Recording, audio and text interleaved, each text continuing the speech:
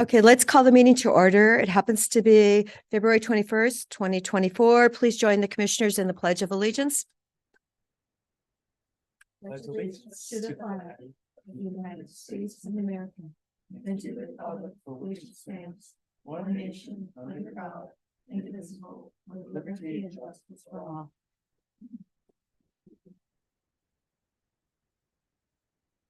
Thank you for joining us this morning. I do believe we have some citizen input. It looks like the first gentleman that has signed up to speak. Is it Richard Gorky? Yes, Ruby. Yes, you may come up to the table and you do have 3 minutes. Well, that doesn't count. Good morning. Oh, Yeah. does this work? It might. don't. I never count on it, but we have lots of experts. It's good Yeah. for the video record to Listen, maybe you could pull it a little closer. I just want to thank you, really. Somebody has to do something. And all of us who can read and go by, are thinking the same thing. Will somebody do something? My wife just wants to shoot him. I'm serious. She's so radical, I can't believe it. I go, Di, you can't do that. She homelessness drives her crazy.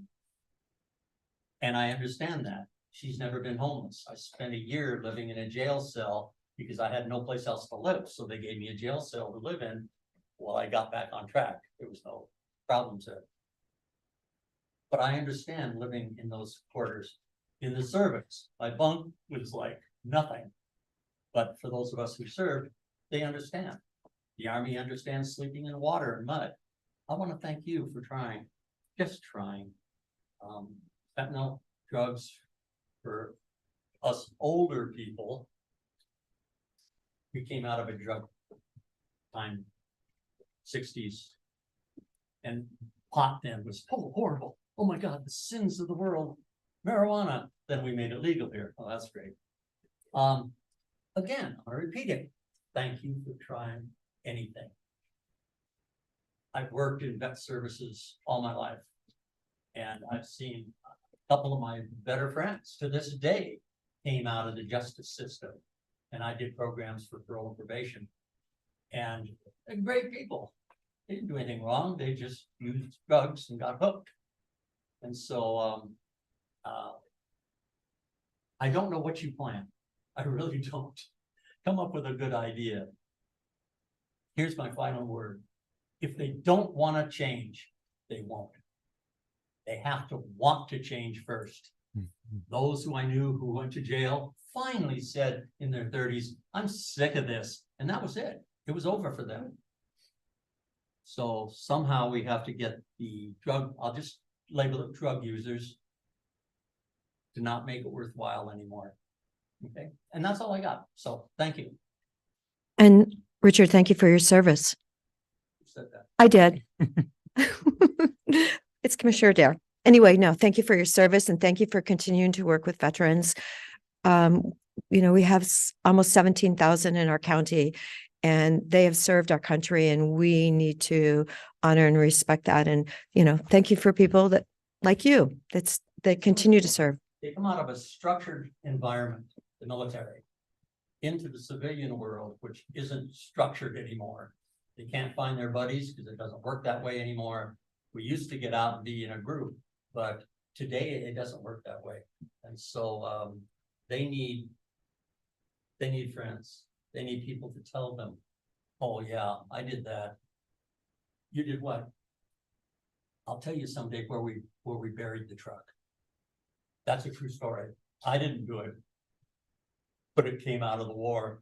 They were bringing beer in a truck and somebody caught them, so they just buried the truck. Now, come on, that's a good story. But war isn't always bad. Sometimes it's even a little fun. So, Well, thank you Thanks so for much. joining us today. Good to see you, Dick. It's been a while. And I know, you think? yeah, well, and you were doing the cognitive training in our community justice department. And I attended with you, and that was about 14 years ago now. But thank you so much for joining us today. I like to keep track of you in the paper too. So Yeah. good. Thanks, guys. Thank you so much. Carl Shoemaker?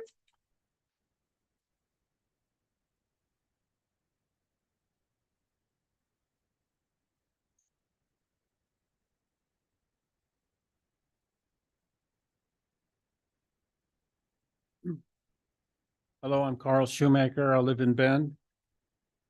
These are the lyrics of a song by Roy Zimmerman. How many Mozarts are born among the poor, taken by hunger or by disease or war? How much music we might have heard if fortune was to say they should stay?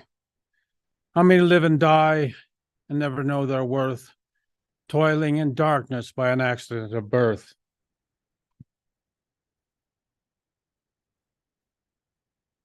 And can we truly hope for justice on this earth someday? Some born in hunger become prisoners of need. Some born in privilege become prisoners of greed. When will the people, and I mean all of us, be free to find a way to say, we shall live in peace, we shall live in peace, we shall live in peace someday? And as we teeter on the brink of war again and build our monuments to vain, ambitious men who talk about the road to peace, I wonder when on earth will they lead that way? And as the powers pass the most fortunate of sons who spend their genius making money, making guns, will there be peace and justice for the humblest ones someday? Oh, deep in my heart, I do believe we shall overcome someday. Thank you. Thank you, Carl, for joining us today. There are no more in the room. Stephen, I believe did you want to say something? And you can, okay, and you can fill out the blue form after you speak, if you wouldn't mind. Thank you. You ready? Yes, of course.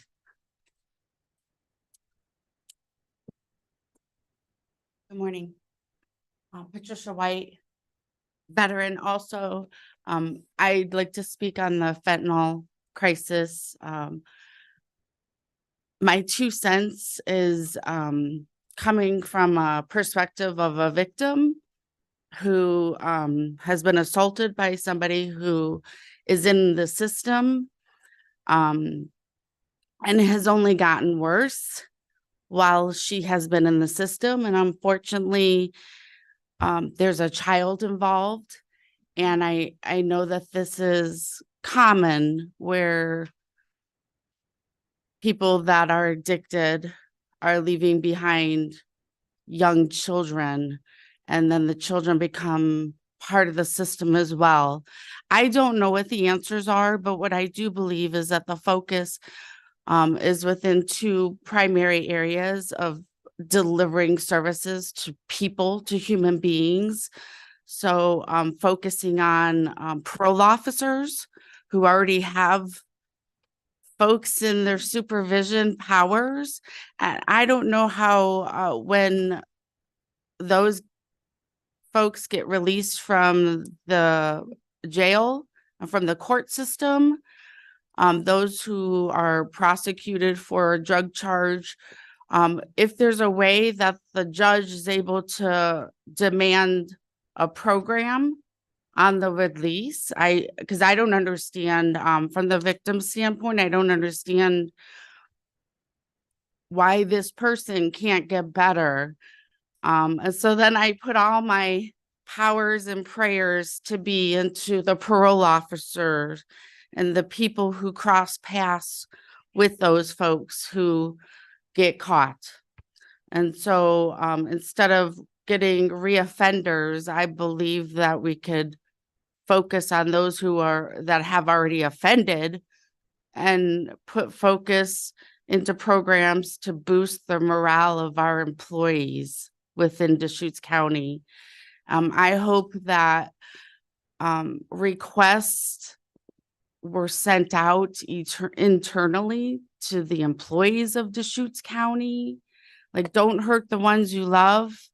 You have many employees who are just like you and just like everybody else who goes to work, and we don't have enough hours in the day. So we're all overworked. So those parole officers have a caseload.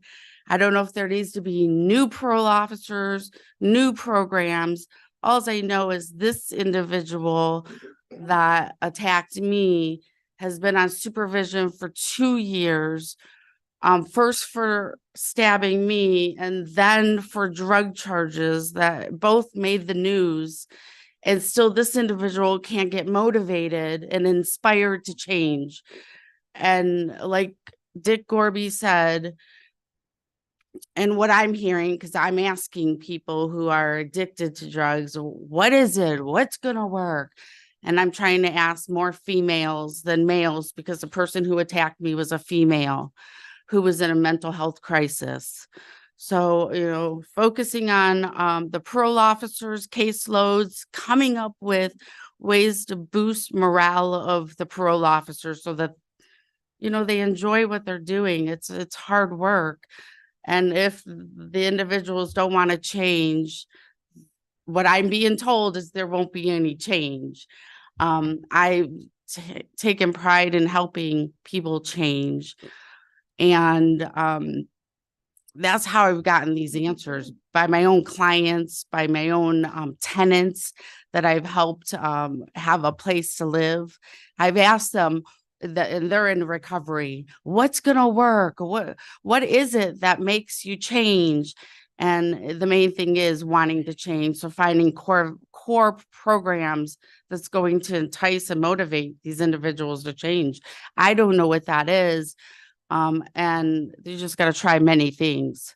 Tricia, thank you so much for coming in. I know you sent us an email this weekend, and I so appreciate you reminding us to thank. We do have a report today from our parole and probation people. I think it's at the end of the meeting, but definitely, I appreciate you reminding us. People need to be thanked, and sometimes jobs are not as easy as other jobs to do. So if you wouldn't mind filling out a blue form before you leave.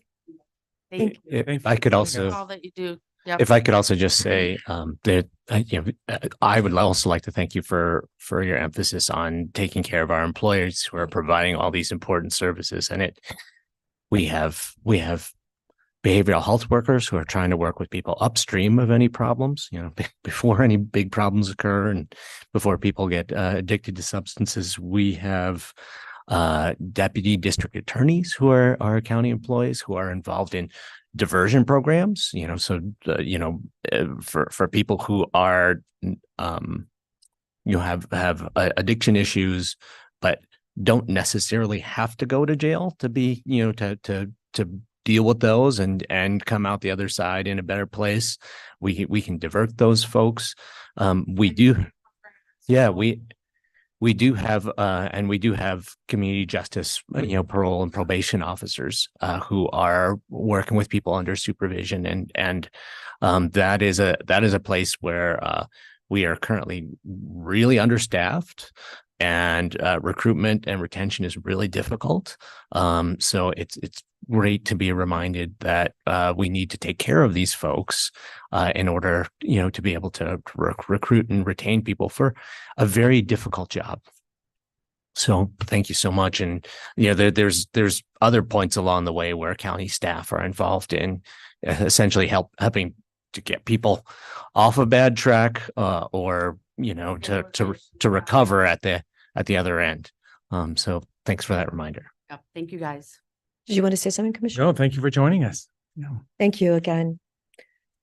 Stephen, do we have any hands raised? Okay, Tom, yes. Thank you so much, Tom. Let's please unmute him. I do believe he did send us a letter. An email this morning.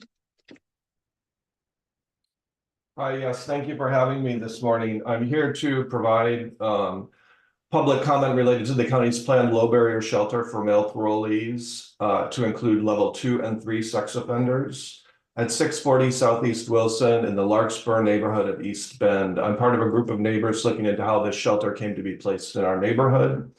We have a change.org petition that now has 1,048 signatures against this shelter. We have a website, eastsidevotes.org, that details our concerns around this facility and the grant process that was used to place it in the neighborhood. We continue to publicize our efforts, and we now have 1,444 unique visits to the website. Among many, we have the following questions and concerns. What happened to the 3 existing tenants that were removed from this triplex to make way for this low barrier shelter? Were any of them able to find comparable housing in a similar location? What is the county doing to assist residents in the 25 neighboring homes with the stress and anxiety involved with having male parolees, including level 2 and 3 sex offenders, move in next door to them? Over the past week, there have been reports of an individual walking up and down Wilson Avenue shouting at cars. I think this is what is going to happen with this shelter. We are still waiting for answers about discrepancies between criteria in the Community Justice's grant application, which was approved by this board in 2023, and what is provided by the property that was purchased, having identified 5 grant application criteria that are not met by the property that was purchased. We need some accountability here. We're still waiting for answers about discrepancies between the low barrier shelter requirements in the grant agreement, between COIC and Deschutes County, and what is actually being placed in our neighborhood. We're still unable to monitor the number of people moving in and out of the facility. Requests are going unanswered with a generic public records request reply. We have no responsive records. Why is this? 2 additional questions came in from a neighbor this morning. When one of these men reoffends and there's a victim of stalking, sexual abuse, violence, theft, property damage, etc., will the county make any changes to the operation or location of this program? Can this parolee program be relocated to the public safety campus where there's over 2 acres of developable county land? Finally, it's believed that Larkspur is the lowest income and most diverse neighborhood in the city. Why is it again being targeted for another shelter? Please stop concentrating poverty in Larkspur. Please change the county's plans for this property, and please move this issue back onto the BOCC agenda. And with that, I thank you for your time. Thank you, Tom. Thank you for your email. And I did print a copy of it, and I'm going to give it to county legal.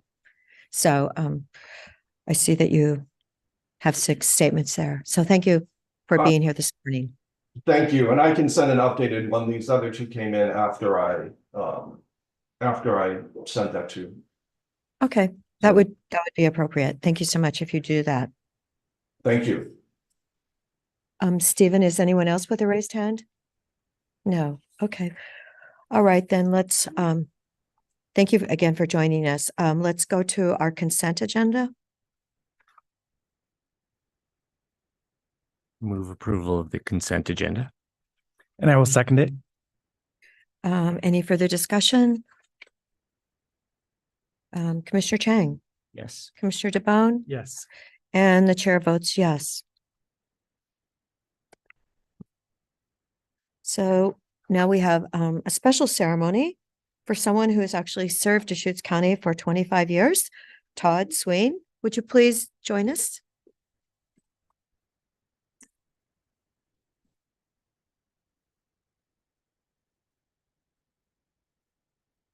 And he said a horse did not do the accidents. No horse involved. It was not a horse. Yeah. So good morning, Chair Dare, Council, Commissioners. My name's Tim Brownell. I'm the Director of the Solid Waste Department for Deschutes County, and we are here to show our appreciation and honor Todd Swain for his 25 years of service to the county. He'll tell you, though, that he's been here 26 and a half years. And Really? oh, yeah. So Todd started as a temporary employee, as a site attendant with the department. After a year and a half was hired on. He did a pretty good job in that first year and a half. He was hired on as a site attendant and has pretty much had every job in the department. He was a site attendant, he was an equipment operator, he was an operations supervisor, and now he is the operations manager for our department. He knows every aspect of the work that we do, is really focused on, not only our employees, and he manages, over 30 of our, roughly 42 employees in the department. But he also is very focused on, the customers and residents who are coming and using all of our facilities. So he oversees all those operations, and I can't speak to the appreciation that I have and our whole department has for how he, manages our staff, has assembled an extraordinary staff at this point.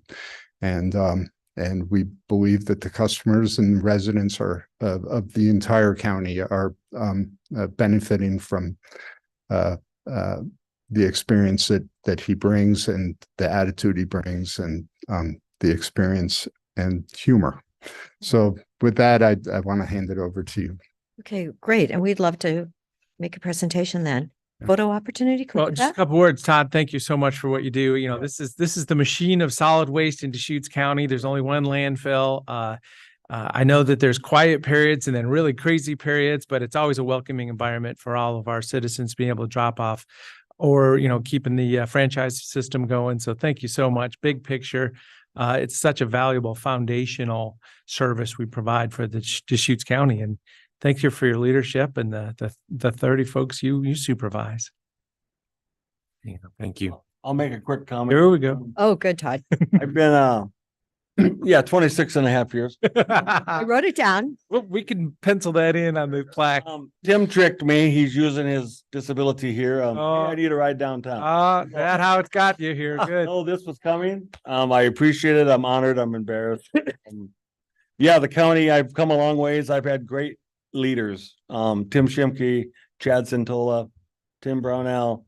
So I didn't do it all by myself. I had great teamwork, leadership with me.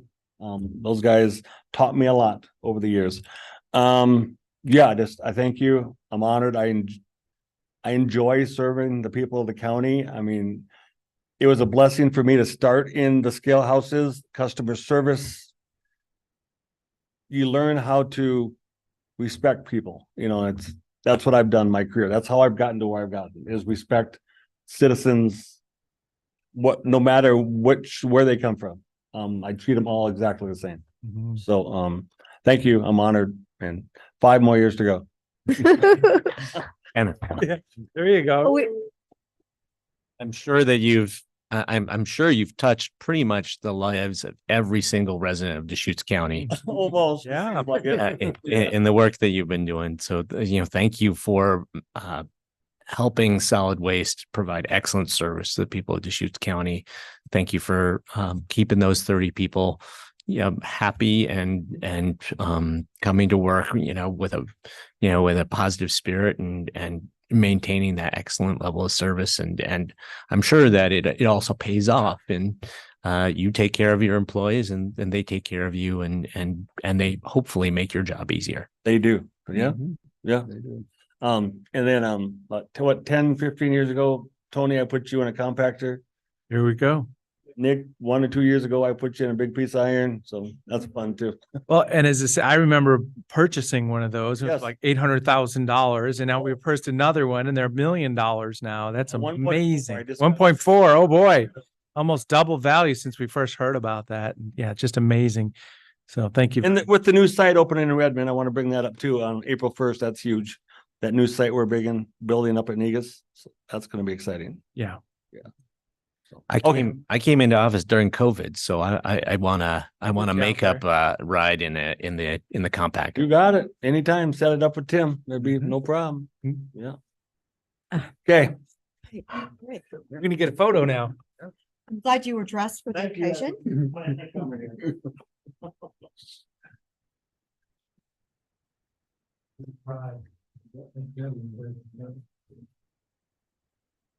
Where would you like me? Right in the middle. In the middle. Thank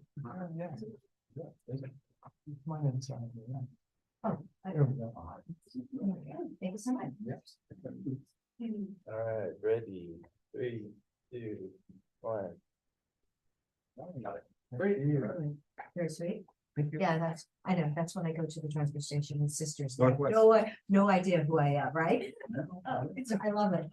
Anyway. You want to ride your compact too? No, not really. I have a tractor in my house and well, I know, I like baby tractors. Yeah, I know I'm not gonna do that much damage. Well, the idea is to damage, make it lower in there.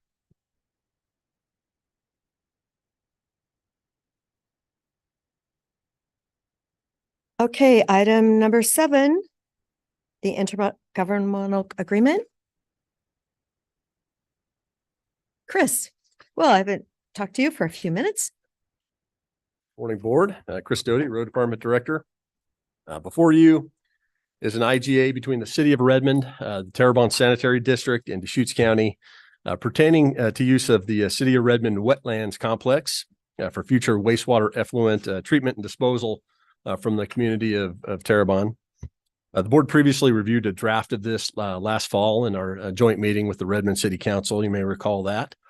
Terrebonne Sanitary District folks were there as well and kind of presented this item to the Board. The final changes have been minor but brought forward for signature.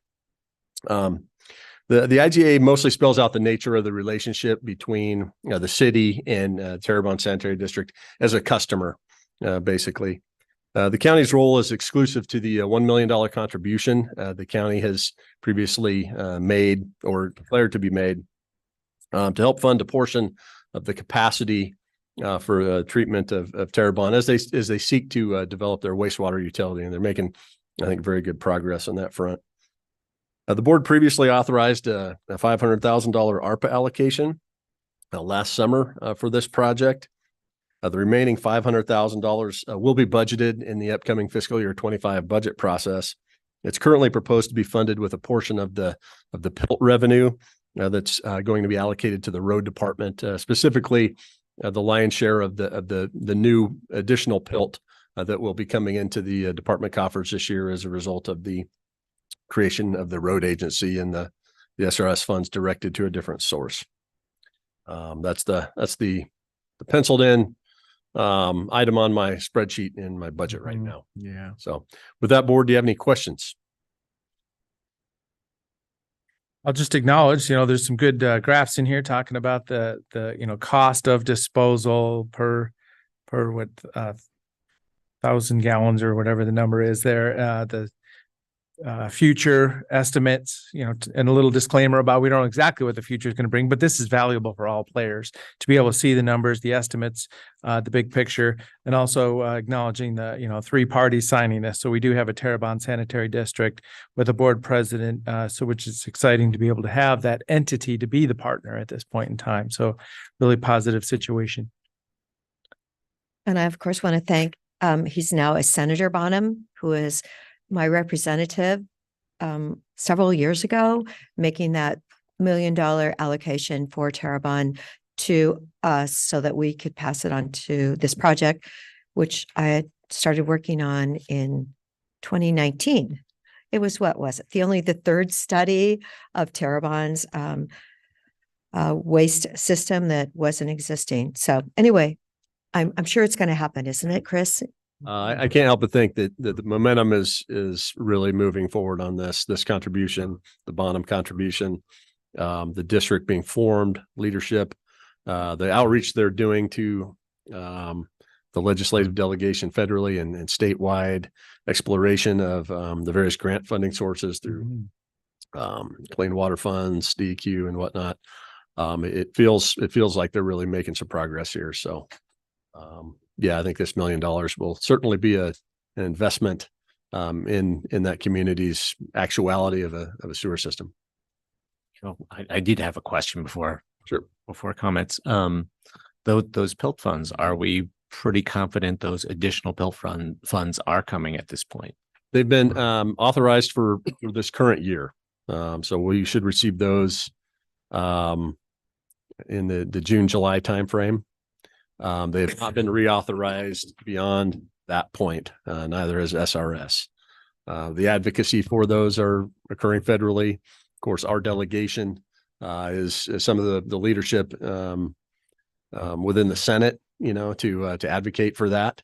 And they're doing just that. So it's a matter of, I think, waiting for the right budget bill, funding bill to tag on SRS and PILT as it has been done in the past. So the alarm bells aren't going off just yet, but we're certainly watching closely, both Deschutes County, but specifically the AOC. So even though we don't have a federal budget yet for this current federal fiscal year that we're almost halfway through, you're confident that those additional dollars are in there to. Yeah, there was a 2-year authorization that took place and previously that I believe allocates it for this upcoming payment. Beyond that, though, would need to be reallocated. Is my understanding. Okay. Well, with that, I'm so excited that the county has played this very important role in supporting the community of Terrebonne in this project that is going to keep groundwater clean in North County, is going to take constraints off of businesses in the commercial corridor in Terrebonne, and is also going to add to the economy of scale for this great constructed treatment wetlands project that the city of Redmond is doing. So it's, just at least a triple win. And thank you, Chris, for your role in shepherding from the county's end, shepherding this project along. Pleasure. And I do want to recognize Tom Anderson for allowing this, the third study to happen, because, you keep wondering, when are things going to happen? And hopefully this one will be completed, Chris, and we'll get to see it. We'll be there for the ribbon cutting, right? I'm sure Tom's at home watching right now. Oh, I'm sure he's not. But in case he wonders, I did want to acknowledge that he did say, we can do this. Third time's a charm. Yes. Is there a motion? With that, I'll move to approve chair signature of document number 2024-170, an intergovernmental agreement with the city of Redmond and the Terrebonne Sanitary District to contribute $1 million to the Redmond Wetlands Complex to fund treatment capacity for the community of Terrebonne. Second. Any further discussion? Commissioner DeBonne, Yes. Commissioner Chang, Yes. and the chair happily votes yes. Thank you. Thank you, Chris. All right. Okay, we are now back to an update with the Redmond Airport. Thank you, Tarek. Yeah, good morning, commissioners. For the record, Tarek Rawlings. I'm a senior transportation planner with CDD and the road department. And today before you is a continued public hearing for the Redmond Airport Master Plan Updates Text Amendment. That's file number 247-23-000252-TA. And this follows an initial public hearing on January 31st. We'd sent additional notice. We've received no comments, both on the initial notice and on this continued notice. And so there's no new comments, no new information to present to the board at this time.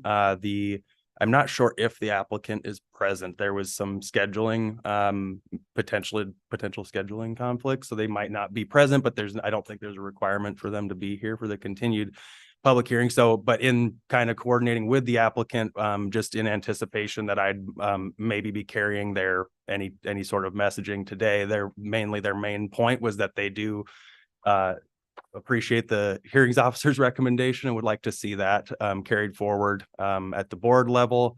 And other than that, they're open to any questions as well as myself that the board might have about this proposal. So we'll question the graphics you had provided last time. Do I need to open or continue the public hearing? So you would take public comment? Yes. Okay. The hearing is being continued. So we may now take comments. So just the headings on the top, it says DCC 18.8, and then on the right side, it says 2019 AMP update proposed. So we're confirming this is the new. They are, and the just to shape be maps. clear, Commissioner, those are the actual screenshots from the applicant's direct application materials. What we've prepared as an Exhibit B, which is forthcoming, is a little bit cleaner version of those that don't have the extra text. They mostly just show the proposed surfacing, which is what's required for our zoning map exhibits. So that's what'll be coming for first reading, should this be approved. That would be one of the exhibits, is a bit of a cleaner, but essentially the same information that you're seeing on those figures. Well, so just acknowledging the first page, the runway protection zone, kind of the trapezoid at the end of the runway is being pulled in a little bit, it looks like. A little bit further Yeah. south, southeast, sure. Northeast, Oh, I see, more along. but it looks like it's being pulled in relative to the edge of the city. So just slight changes, and I was just making sure I was confirming. So we call it the 2019 AMP update in 2024. Correct. So That's there- all. Yeah, that's what I was getting clarity on. Hi, good morning. And yeah, so the reference there is to technically the 2018 as drafted Redmond Airport Master Plan update, but they're probably referencing the date of adoption or the year of adoption with that, but they're referencing constantly back to the technical information in that Airport Master Plan update, and that's what we're. Okay, and that helps. So yeah, so we're referring to the 2019 Airport Master Plan Correct. 5 years later. And- Just getting clear. And just kind of for clarification, all these dimensional changes stem from the runway itself. So the Mhm. runway's got a very specific location. All these imaginary surfaces stem from that. When there was changes made to the elevation, different dimensional data for that runway, then these surfaces changed as a result. I didn't know if legal counsel had any initial comments. Good morning, Stephanie Marshall, Assistant Legal Counsel. I'm up here just as a point of order. The public hearing was continued to today. So to me, it sounds like we might be jumping into deliberations. So I just wanted to make sure that the public had an opportunity to participate in the hearing, and then the hearing is closed, and then we can begin deliberations. So Thank you so much for. you're clarifying welcome. You're that. welcome. Just to make sure our record is very clear. Yes, So, okay. yeah. So we've continued, we're now open. We've continued the public hearing. And Tarek, are you done with your comments then? Yeah, I don't have a presentation. I think most of today's, or at least a large part of today's purpose would be to try to see if there were comments either online. Okay. or, Okay, I don't s- have any written comments ever. So do we have anyone in the room that is here to comment today on the Redmond Airport? Okay, Stephen, do we have any raised hands online? All right. So then it appears that we can close the public hearing. And we can either hold it open, close it now, and begin deliberations. So what is the wishes of the board? I see no reason not to close the public hearing and begin the deliberations. I support that also. Okay, great. We're in unanimous agreement then. So we can now begin our deliberations. I did find it fascinating learning from Zach when he was here, 2 weeks ago, that it's not the length of the runway, it's the weight capacity of how they built the runway. So that we can have those bigger planes in. Yeah, I've learned a lot from Zach. And I know. Exactly. So any Commissioner DeBonne, do you have any? Just learning about it, that basically big takeaway that I've learned about this, as I say, we're all learning again. Instrument flight rules, the clarity on this is probably in line with what happens around the country, being able to use the latest technology, the more precision elevation, and understanding those imaginary shapes in the sky, which you can calculate from, is my point. So especially with the latest technology, being able to update this is valuable for all flight activity. Mr. Chang? I had all my questions answered during the beginning of the hearing, so I'm ready to proceed. This is a necessary land use adjustment to accommodate the growth and further development of this incredibly important regional transportation hub for our community. And I do want to say that Mother Nature, though, is still in charge. I think the other night we had tremendous fog, and I have acquaintances that had to drive from Seattle because Redmond was fogged in. So I think that's a 5-hour plus drive. So anyway, yeah, our airport is incredibly busy, and you know, but Mother Nature is in charge. So is there just a motion to support for a future reading of ordinance, or would we But I proceed think, with that today? What the applicant has expressed is if the board is interested in approving this request, that they would recommend that the hearings officer's recommendation be the findings, be the approval, the form of the approval that the board adopts. But it's at the discretion of the board. That's just the applicant's position. Okay. Does someone want to state that in a motion? So I think I could do that. So for file number 247-23-252-TA, a motion to adopt hearings officer decision. Is that, can you get us there? Second. Okay. Any further discussion? So as I say, there is an ordinance number here. Is that part of- The ordinance number itself, there's one ordinance number related to the reopening of the record. That might be, but yes, we do have the ordinance, draft ordinance number, but that technically wouldn't come up till first reading. You're gonna come back with. Okay, yeah, we so would that's take the that. next step. Got it. And we wouldn't do first reading today. You could, although I believe Tark just said that you don't have all the exhibits. Is that Oh, yep, there correct? you go. That's Okay. one So piece. that would, So be- accepting so the I think hearings it's best if officer's we bring it back. Is the step. And then I'd coordinate with the board for a future first reading date. Once we got, basically, City of Redmond is working on the legal description right now. That's the last remaining exhibit, and then we can move forward as soon as we have that with first reading. So, that would be the plan. I just have to wait on City of Redmond, and we'll move as soon as we have that material. Okay, so no further discussion. Commissioner DeBonne, Yes. Mr. Chang, Yes. and the chair votes yes. So we'll be bringing that back at a later date then. Thank you very much, Commissioners. So yeah, we'll adopt the hearings officer's recommendation as sort of the final finding of the board, bring that back in an ordinance form and first reading with all those relevant exhibits. And we'll come back 2 weeks after that with second reading, and then it'll be unless there's an emergency clause or something else requested by the board, it'll have the same kind of standard 90-day adoption timeline there. But that's all I had. So thank you very much for the decision there. And I think I'm the next. You are the next item. You don't even have to, you could get up and come back if you'd like some steps. I know. Brenda's very helpful. Thank you, Brenda. So yeah, this next item, if we're ready to move on, excuse me, I didn't. Yes, we are. Very much care. This next item is a letter of support, a request from City of Redmond. So similar folks here. This is more from Zach Bass directly from the airport.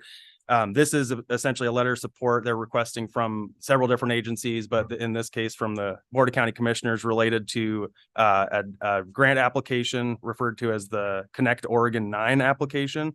And this is related to the $155 million terminal building expansion project for the airport. You should have a copy of the letter on page 2 or 118 yeah. packet. Yes. And then, so I do have a clean version that doesn't have the packet numbers on it or anything. So I was going to give those to legal counsel if that's a preferred format of the document. It doesn't have the page number on the Couple corner or questions. anything, but Can you introduce us to the concept of a Connect 9 grant? I hadn't heard certainly, about yeah. this So I before. I was more or less going to read just, there's only 2 paragraphs here. So if that's okay, I'll take a minute of your time and just kind of explain. This is similar language than as what's being issued from other support letters too. So I'll just kind of begin here. So this would be the actual language of our Deschutes County formatted letter. So it says Deschutes County offers its support to the Redmond Municipal Airport's Connect Oregon 9 application for the terminal building expansion project estimated at $155 million. This project is a top priority for both the for the FAA or Federal Aviation Administration Northwest Mountain Region and the Seattle Airport's District Office. The airport is the only commercial airport serving the Central and Eastern Oregon region, a population of over 300,000 residents, which currently offers 5 airlines traveling to 13 nonstop destinations with multiple frequencies daily. Projected to serve more than 1.5 million passengers this fiscal year, the airport has seen a 130% increase in passenger activity over the past 10 years. The airport is a regional asset that has direct correlation to the economic success of the business and tourism communities of Central Oregon. The expansion is projected to create more than 350 jobs during the construction phases and will add more than 200 permanent full-time positions to the region once completed. The project will also add necessary capacity for new airlines, destinations, and frequencies, increase customer options, and more competitive fares. The Deschutes County Board of Commissioners strongly supports the Airports Connect Oregon 9 application and urges the Central Oregon Area Commission on Transportation, Oregon Department of Aviation, Oregon Transportation Committee, and other review boards to do the same. And very broadly, this is related to their kind of the new terminal expansion. I believe there's a second floor and some of the, I mean, the big obvious features were some of those walkways that come from the second floor out to the loading areas of the airplane. So there's some of those things. It's a really extensive terminal expansion project. So pretty simple letter of support, but happy to answer any questions they might. I have questions. Connect Oregon, is Connect Oregon 9 different from Connect Oregon? Because that meeting will be held in April. Is this a different? I believe Connect Oregon 9 is just the title of the grant here. So Okay. Connect Oregon is more of a like an advocacy agency or a group. Okay, because Connect Oregon only has like 49 million in it. And I was the representative for our whole region last time, and our region did get over 5 million for the Bend Airport, but nothing like, if we're looking at 155 million, but there was and I don't know how to politely say it, but Astoria did get 13.9 million for something over there that had just very little private money in it. So I've asked if I can represent our area again. I don't know if it's been approved or not, but I did ask the COAC chair, Wayne, Commissioner Fording from Jefferson County. So if it's the same group, but there's really not like massive, we could ask for the whole thing. Certainly. Yeah. I'm not sure if this Connect Oregon 9 I know. Is it? derived from that funding source or not. I had just in my brief reason that we got this request last week. I think that if in my brief research, this is a specific kind of fun avenue of money, I would say. I don't know if it's from that larger pot, but it's a huge amount. So I would assume it's I would hope there would be a bigger pot right. that's not the 49 million. And last time there were, 50 applicants and only 21 of them were funded out of that funding. It was from 2 years ago. So let's hope it's more funds are available. That does relate to my question. Well, a couple things. Number one, I'm pretty sure the 9 just refers to this is the 9th cycle, grant cycle of the Connect Oregon grant program. But I was trying to figure out how much money exactly they're asking for. So 155 million is the total project, right? So, I mean, do they have a request amount? That was all I've really been made aware of is the 155 million and just this general, really broad approach to their application process. I'm not sure if there's a requirement for the letters of support, but they have sent those out to many agency partners at this point. I think it's a broad sort of all hands on deck support for. I don't know if there's piecemeal other applications. Sounds like it's all somewhat of a singular application if it's directed at that Connect 9 Oregon funding source. I believe last year we had 8 different requests from our region, Gilchrist, Jefferson County, et cetera. And Klamath County actually was included in that too. So it was our region through ODOT. And then we prioritized them in the COAC group as far as, what did we think we really needed to fund first. So our group had some amazing opportunities, and some of those are still sitting out there waiting to be finally, finished with their funding. So.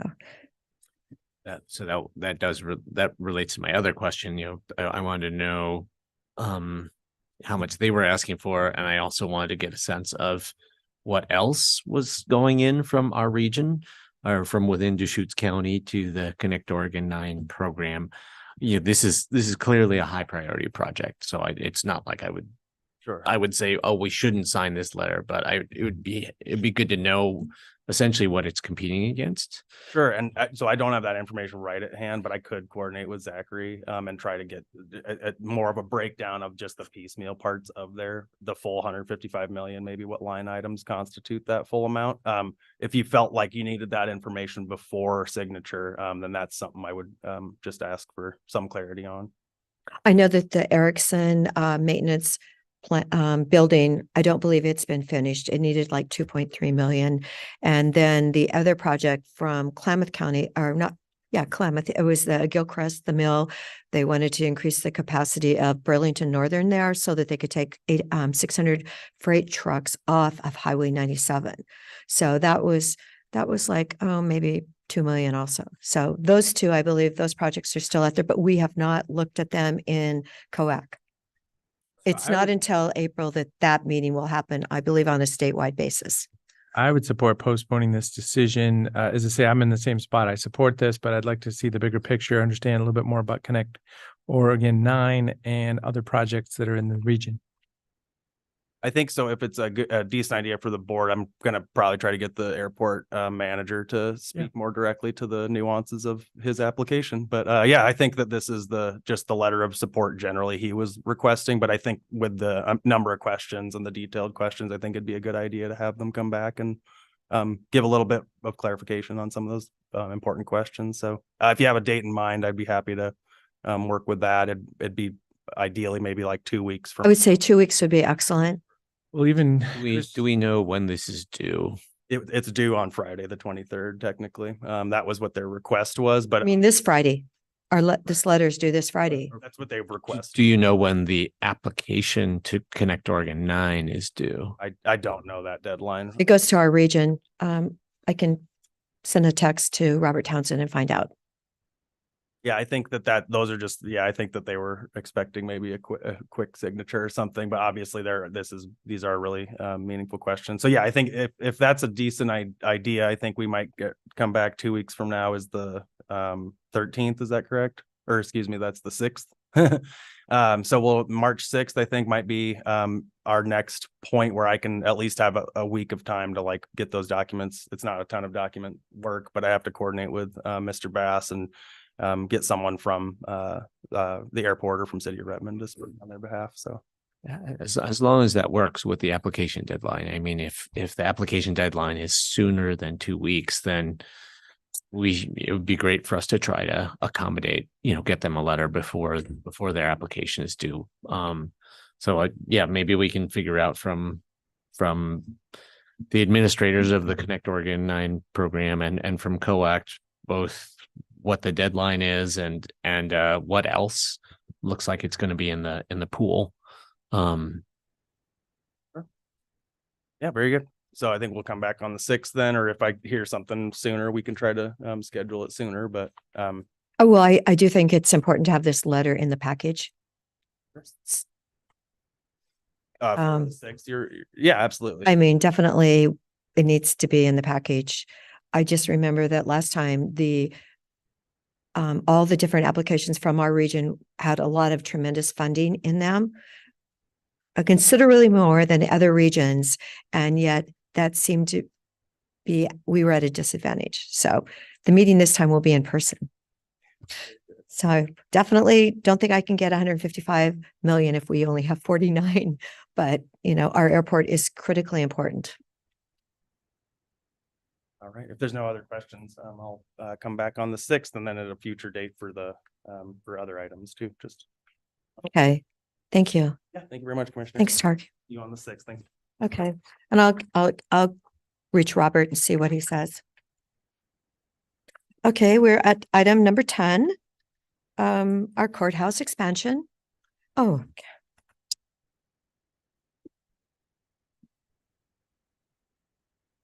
Good morning, Lee. Morning.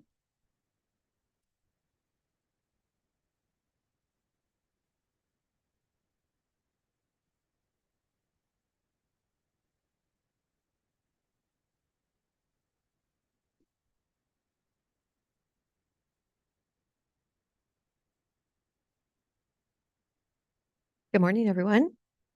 Good morning, Commissioners. Lee Randall, Facilities Director, and we'll start with introductions from our colleagues and partners that are here with us today. I'm John Williamson, Project Executive with Pence Contractors, General Contractor. Wayne Powderly, Director of Project Management with Cumming Group, with the owner's rep. Paul Boundy, Managing Principal, LRS Architects. Eric Nielsen, Deschutes County Capital Improvement Manager. And I'd like to begin by first thanking the board for your support for getting the project to this point. It's a milestone to be able to bring this information to you today for your consideration. I'd also like to thank our project team and my colleagues that are here with me today. It's been a long process. They've worked very hard. I can't imagine having a better team together for this project, for Pence Contractors, LRS Architects, the design work that's been done, the pre-construction work that our partners at Pence have done, and then with Cumming Group for helping to guide this project from the beginning. And I think we've gotten to a point where I'm excited to bring this item for your consideration today. So we have before you today a contract amendment for Pence Contractors for a guaranteed maximum price for the construction of the courthouse expansion. The amendment will increase their total contract amount to $36,722,789. This does represent a $1.9 million increase in construction costs over our last estimate. This brings the total project cost to $43,897,130. Within that total contract or total construction cost is a owner contingency that the county will be carrying forward of 4.25%, or about $1.8 million. That is the summary of what you have for consideration before you today. And without, we're happy to provide additional information if there's an area that you have questions, and we have the team here for that purpose. So with that, I will open it to any questions you may have. Pretty exciting seeing this so mature at this point in time. The fences around the old stone building. So it looks like, oh, we're going to be doing something soon. It has been a long road to get here. Big commitment, big facility, going to change the downtown corner there. But yeah, the architectural work and the integration to the existing building. I know there's a big choices even before we do anything out there. So I want to thank everybody for what we've done just to get to this point. Lee, or I see Robert Tintle in the back. Can you just remind me that, so when we identify this additional $1.9 million need for this project, where are we proposing to find that money to make up that shortfall? So I'm happy to provide a summary, and then Robert, if you'd like to join us to confirm that I'll be providing. Here comes finance. Essentially, for the project, the county fronted much of the project development costs to the tune of about $2.6 million. And so for that additional project cost of 1.9, what Robert and I have identified is not only the funds that we as a county fronted to the project from county reserves that are being reimbursed through the financing, but that will take place over the course of the project. Robert, if you'd like to add to that. Yeah, Robert Tintle, Chief Financial Officer. Lee accurately did reflect what's occurring. As part of the bond process, we did sign a form that enabled us to reimburse ourselves for costs incurred prior to actually getting the bond funding. And as Lee mentioned, some of those funds were out of the general fund 463 fund. So we were able to reimburse ourselves for those costs we spent in advance. So luckily we will have those funds available for the addition in this contract without asking for additional budget authority in those from some other funding source. Thank you. One item in the list of general costs or whatever, item 9, Student Success Act. State law from a couple years ago, contract amount and projects over $1 million or whatever the number is. So $153,975 is 0.442% going back to the schools. So I guess just acknowledging, we're kind of taxing ourselves for the schools in this project. Jumped right out at me and I did run that number. So yeah, just acknowledging it. It's right in here. Robert, do you have any idea what the interest earned was, that number? I don't have that number off the top of my head. We did look at some of that. Again, when we looked at the $15 million, right, we were calculating approximately, I think $10,000 or so a month. I'd have to revisit. I think it was, or wasn't it a day? I know I was feeling Or a week. I think we're closer to around 10,000 a week. A week. a week. Oh, it was, I knew it was, 37 to $40,000 a month, and we expect those funds within the day, actually, and so we don't have those funds yet? not as of today. Really? We've been Are they mailing it or sending it by Pony Express, do you think? electronic transfer. Correct. They used to mail us checks during COVID. They actually mailed checks, Lee. I couldn't believe it. So We actually expect, we've been in conversation with OJD and expect the funds this week. So my point was that once those funds are received, we'll be receiving interest on those funds it'll depend on interest rates, of course, but in the $35,000 to $40,000 a month. So over the first 9 to 12 months prior to expending those funds as part of the project, we would expect those interest earnings to accrue to the county. Yeah, I'll just add to that because what our process will be, we'll be actually spending bond funds first, and the general fund support from the state will be spending those dollars last. So we'll continue to earn it. we can earn on our 15 million for a while. Yes. Okay. How long do we expect to be able to, before we go through the 20, I think John or Wayne will be able to speak to our expected costs over time. Yeah, just, we did a, Well, The actually, expenditure, yeah. the cash flow now. yeah, I can't remember off the top of my head, but we're roughly in the 1.5 to 2 million a month once we get the ball rolling. 1.5 to 2? Yep, Yeah. correct. Okay. Well, and a special thank you for the, state legislature. I know that Association of Oregon Counties and Judicial Department work hard across the state to make big choices about capital investments for courthouses. And this kind of worked outside that process. So hopefully we're not making too many frustrating enemies in other counties. Oh, we did. Yeah, I know, exactly. But this is important. 15 million. Foundational. It's important for us to be able to proceed. Inflation is what bid us on this, obviously. I mean, I remember talking about a 20-something million project that just jumped on us. So it's a good partnership. We'll be good stewards of these dollars and looking forward to, getting the folks working out there and making money flow to get this built also. And it'll be really exciting to see this project under construction, and it'll be really exciting to expand the capacity of our court system to provide access to justice for people. So thank you for your work on this project. And I know that it is not going to be like what's happening at the state capitol. What is it, over budget by like 100 million or something?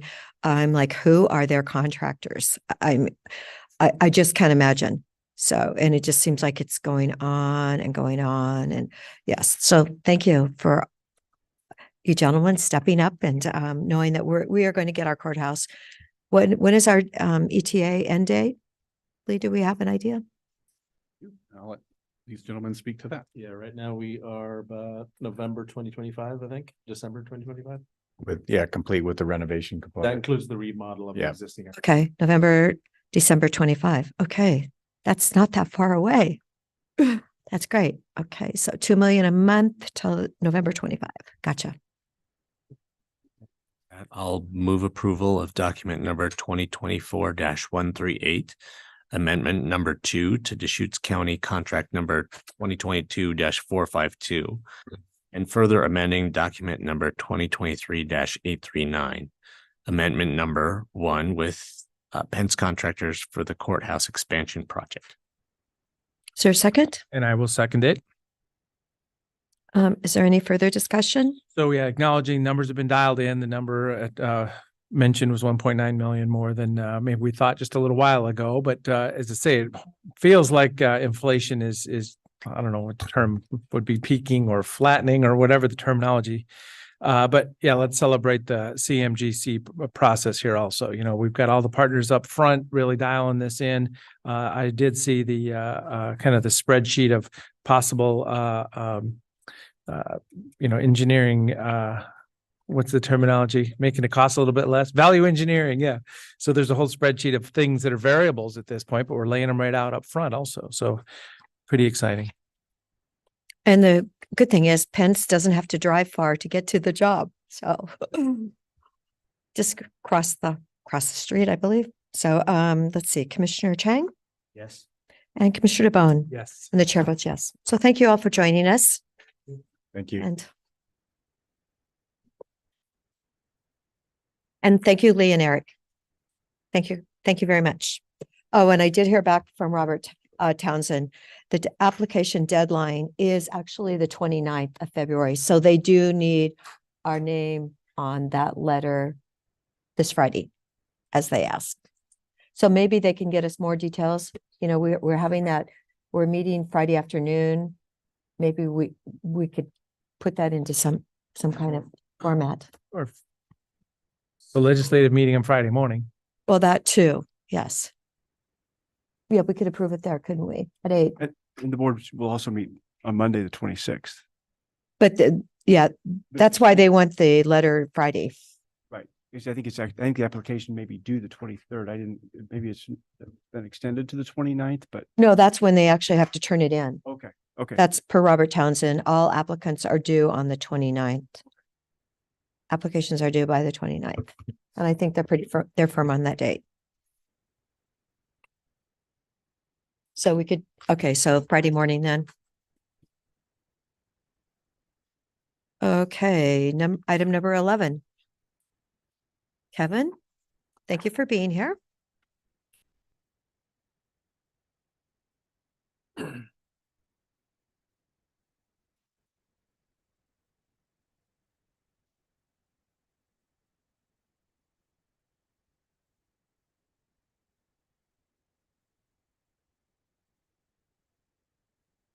Morning, Commissioners. For the record, Kevin Moriarty, County Forester. I'm here today for approval of document 2024-173, the intent to award the 2024 qualified pool of fuel reduction contractors. Each year, Deschutes County issues an RFP for a pool of fuel reduction contractors. The contractors pool identifies contractors who are interested in bidding on fuel reduction projects throughout the year. Once projects are identified, the contractor pool allows for a quicker turnaround of bids and contract awards. We had 17 applicants this year, and I recommend all 17 be added to the 2024 qualified pool. A little history in relation to last year, we're up 3 applicants from last year with 17. We did lose 4 from last year as far as applications, but gained 7 new ones. And I believe 3 of them have never applied for the pool before. Last year, we did use the qualified pool process for 3 projects. And this year, anticipate 3 to 4 projects being using the qualified pool process. And with that, I'll open it up for comments and questions. Oh, Kevin, you know, Eric, that was at the meeting yesterday for fire free meeting. He is not on this list. Would he be somebody that next year might apply? Yeah. He talked to me a little bit about after that. He said he had been on the pool in years past and was interested in the pool. And I said, unfortunately, we've gone through the process, but he could apply next year. But the way the signing authority works, we could always use him outside the qualified pool process for especially for small projects like chipping projects and things like that. So, which I do use a lot of other vendors outside the pool for. Okay, great. Because I just, you know, it was wonderful having him. And then the presentation yesterday, I've had feedback on that presentation that we really need to have like a public service announcement to our community to let them know what is happening with insurance companies and just to make people more aware. Yeah, I agree with that. Okay, I'll comment on this and then we'll get back to the qualified pool. So I communicated with Senator Golden after the Project Wildfire meeting yesterday and mentioned the idea of gathering a group of local insurance agents to, so that they could share their frustrations with their own companies and with their own underwriters. and so that the state legislature could start brainstorming about what they can do about that. And Senator Golden was very interested in doing that. So I don't know if that's something that your shop at your natural resources shop can handle, or that we could coordinate with Jen Patterson, who's very much involved, very much at the center of our legislative efforts. But I think that would be a really valuable thing to do, because basically yesterday everyone was asking, how can we as individual landowners, how can we as, just a couple of insurance agents, how can we get the industry essentially to deal differently with, modify their algorithms and maps? How do we get them to recognize the work that people are doing on their properties? And I think that the only way that we get at that is at the state level, not at the individual local level. So I would love to see us organize such a meeting if staff is not able to assist with that process. I'd happily just call up Andy from yesterday, get a list from him, and invite some people and organize that. But if staff is able to help coordinate that, I think it would happen much sooner than if I was trying to do it. Yeah, Commissioner Chang, I can certainly help facilitate that, and we could probably also try and get all our other stakeholder agencies involved as well. Especially the Oregon State Fire Marshal's Office, which will be heavily involved in the process in years to come, and potentially some other organizations as well. Great, thank you.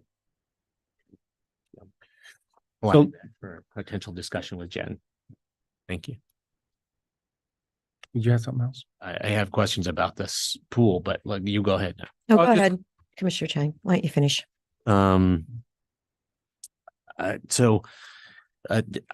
Did you just say that we lost four of the contractors from the pool last year, but we added 7 this year for a net of increase of 3? Correct. Okay. So one of the things I've been curious about, anxious about, is what impact the massive amount of money that's coming through the wildfire crisis strategy to the Forest Service to do fuels reduction work on federal land is having on our local contractor community. So, a lot more money to do a lot more acres of work, and I've been curious whether that would actually result in there being more contractors in the community than there were, prior to these tens of millions of dollars being pumped into work on the Deschutes National Forest. Do you have any kind of a feel for that? I mean, are you seeing any signs of the community of contractors expanding, or hiring more people, to basically respond to the increased contract opportunities that are available? Also, I'm curious what impact that's having on the prices. So if people are if there's a flood of federal contract opportunities, is that going to result in less people bidding on our projects and higher costs associated with those contracts? Yeah. So, as far as, regards to our qualified pool, I know at least 3 of the contractors that did not apply this year probably didn't because of capacity. They already have enough work and didn't probably feel the interest to apply for the pool. I'm not 100% sure on what the federal government is using for contractors. Usually they'll outreach a little more broadly than just Deschutes County, especially for some of these larger contracting vendors that have much more capacity to do work. And again, they're also looking at commercial timber harvesting versus fuel reduction, which is a different type of activity. That some of the contractors that we did add this year were small local contractors that just weren't aware of the pool, and through just Project Wildfire and other, ways of communication, we were able to pick them up and get them on the pool.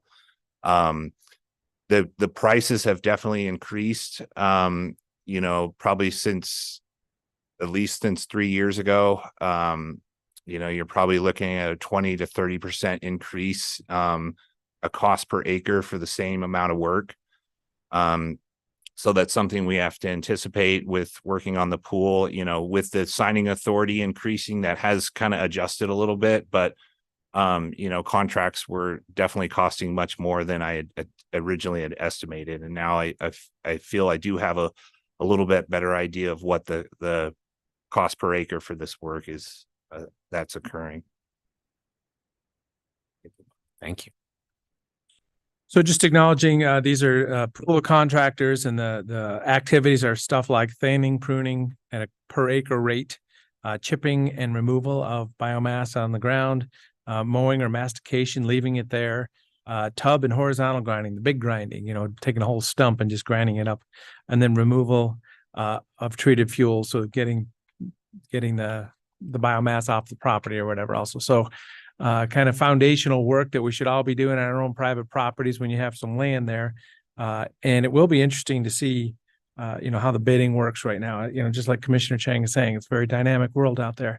Can you help me with the process? So it's like, if we have a project, you're going to just send it to all 17. They're going to write a number down on a piece of paper and low bid, or what does that look like? Yeah. It depends on the estimated cost of the project on whether we would use the qualified pool process or not,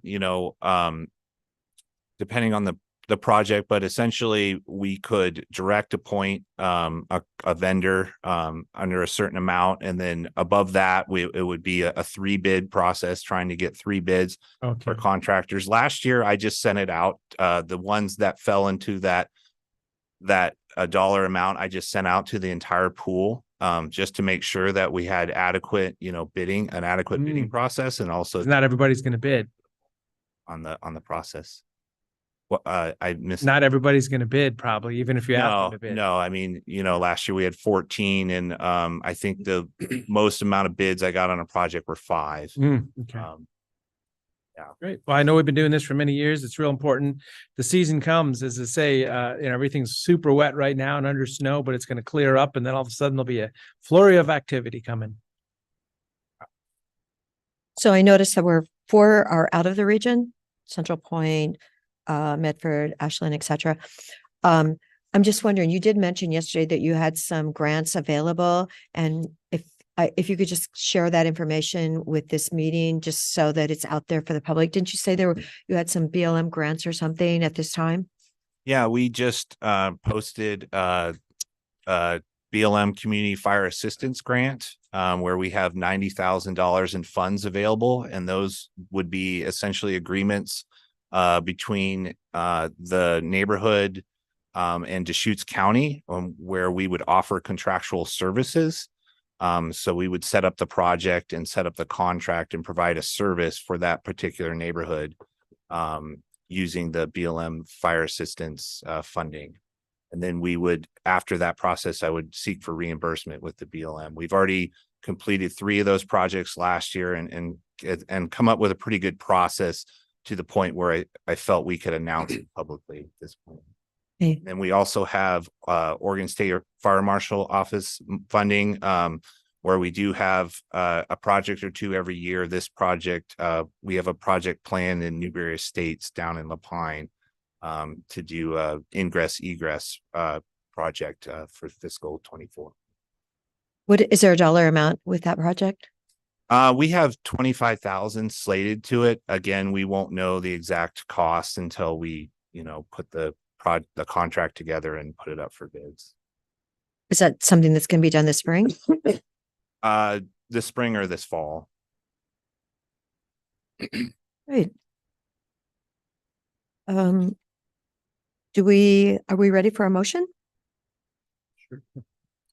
I'll move approval of chair signature of document number 2024-173, intend to award the 2024 qualified pool of fuel reduction contractors. Second. Any further discussion? Commissioner DeBonne? Yes. Commissioner Chang? Yes. And the chair votes yes. Thank you, Kevin. Thank you. Okay, item number 12. Audrey, your turn.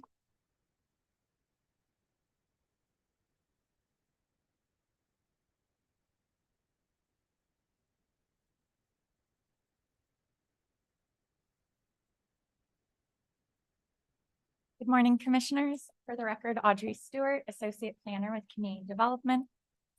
The item before you today is a second reading of Ordinance 2024-003. This is an ordinance approving a request for a comprehensive plan amendment and zone change. This is to rezone a 65-acre parcel from surface mining to multiple use agricultural. I was before you 2 weeks ago on February 7th for the first reading. I'm now back for the second reading, which is our last meeting on this. There were several edits that were made to the draft ordinance between that first reading and today. This is outlined in a memo in your packet, but I wanted to briefly walk through those. The first edit was just correcting a spot where the applicant was incorrectly listed, so that was a simple fix. The next two were, I guess, a little more complicated. The second edit that's described in your memo is adding language to the ordinance to specify that we're also amending this table that's one of the attachments to the comprehensive plan. So this table is in section 5.8 of the comprehensive plan, and it's an inventory of our surface mining sites in the county. So removing the property from this table was part of what the applicant requested. It was reviewed by the hearings officer. But in that previous version that I brought you of the ordinance, it wasn't clear that that edit was also being, formally reviewed and approved by the board. The third edit is really similar in nature, and it's specifying that the combining zone associated with the surface mine will also be removed. So we have that surface mining impact area, what we call our SMIA combining zone, and that automatically gets removed when you rezone a surface mine. And again, I just added language to the ordinance to clarify that again, just make it really clear what the impact of this ordinance would be. For those second and third edits that I described, another reason for making them is they'll make the formatting consistent with our most recent example of an ordinance approving a surface mine zone change. But overall, they're just kind of intended to provide more clarity. And with that, I'm available for any questions from the board. I support those changes. It'd be a lot more clear. Yeah, it's just dotting the I's and crossing the T's. I guess one question I have is, with those changes, do we need to go back to a first reading or can we just keep proceeding with it? That's a great question, Commissioner. I checked with legal counsel and we can proceed with the second reading because it doesn't change the substance of the ordinance. Okay. Just tidying things up a little bit.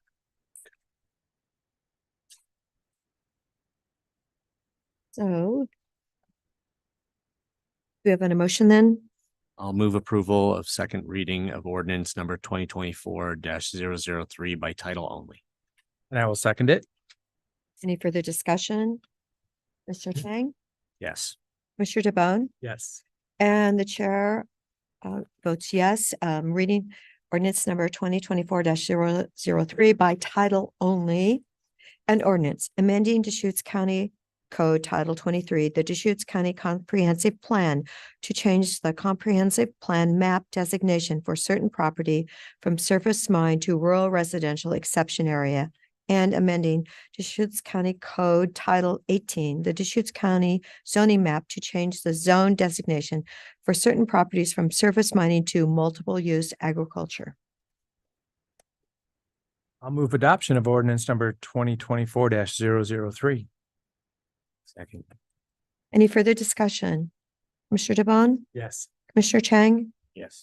and the chair votes yes, moving adoption of ordinance number 2024-003. Thank you, Commissioners. Thank you. Thank you.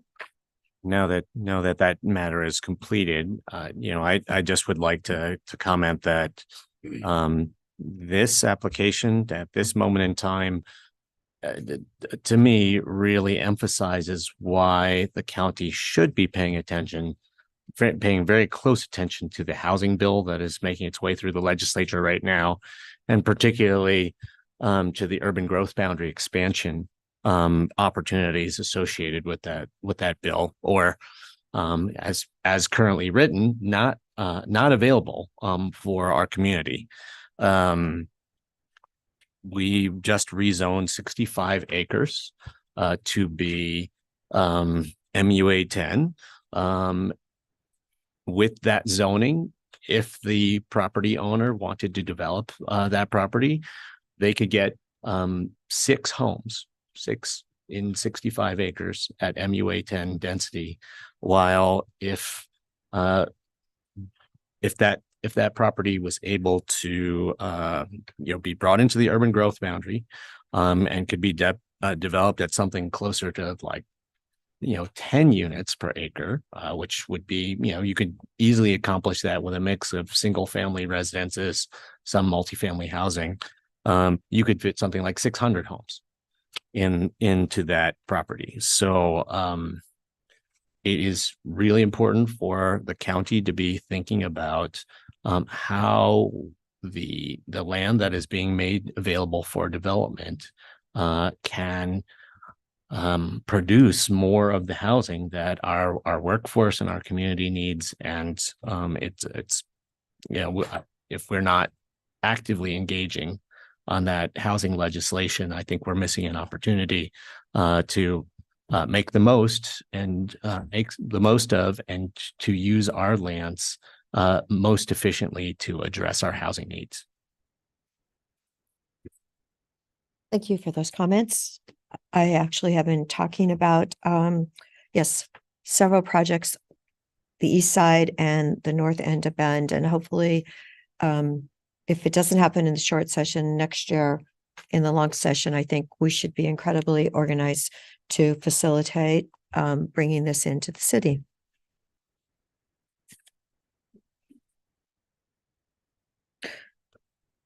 So now we are at item number 13. Community block grant.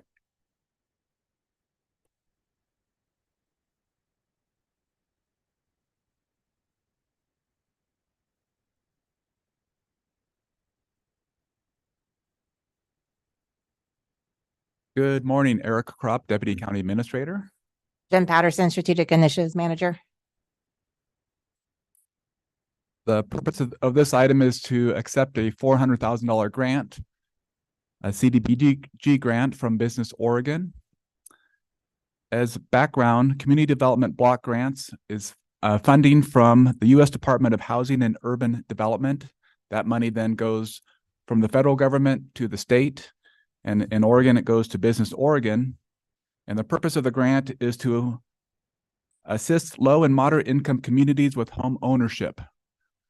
One of the most effective strategies in homelessness is to keep people in their house.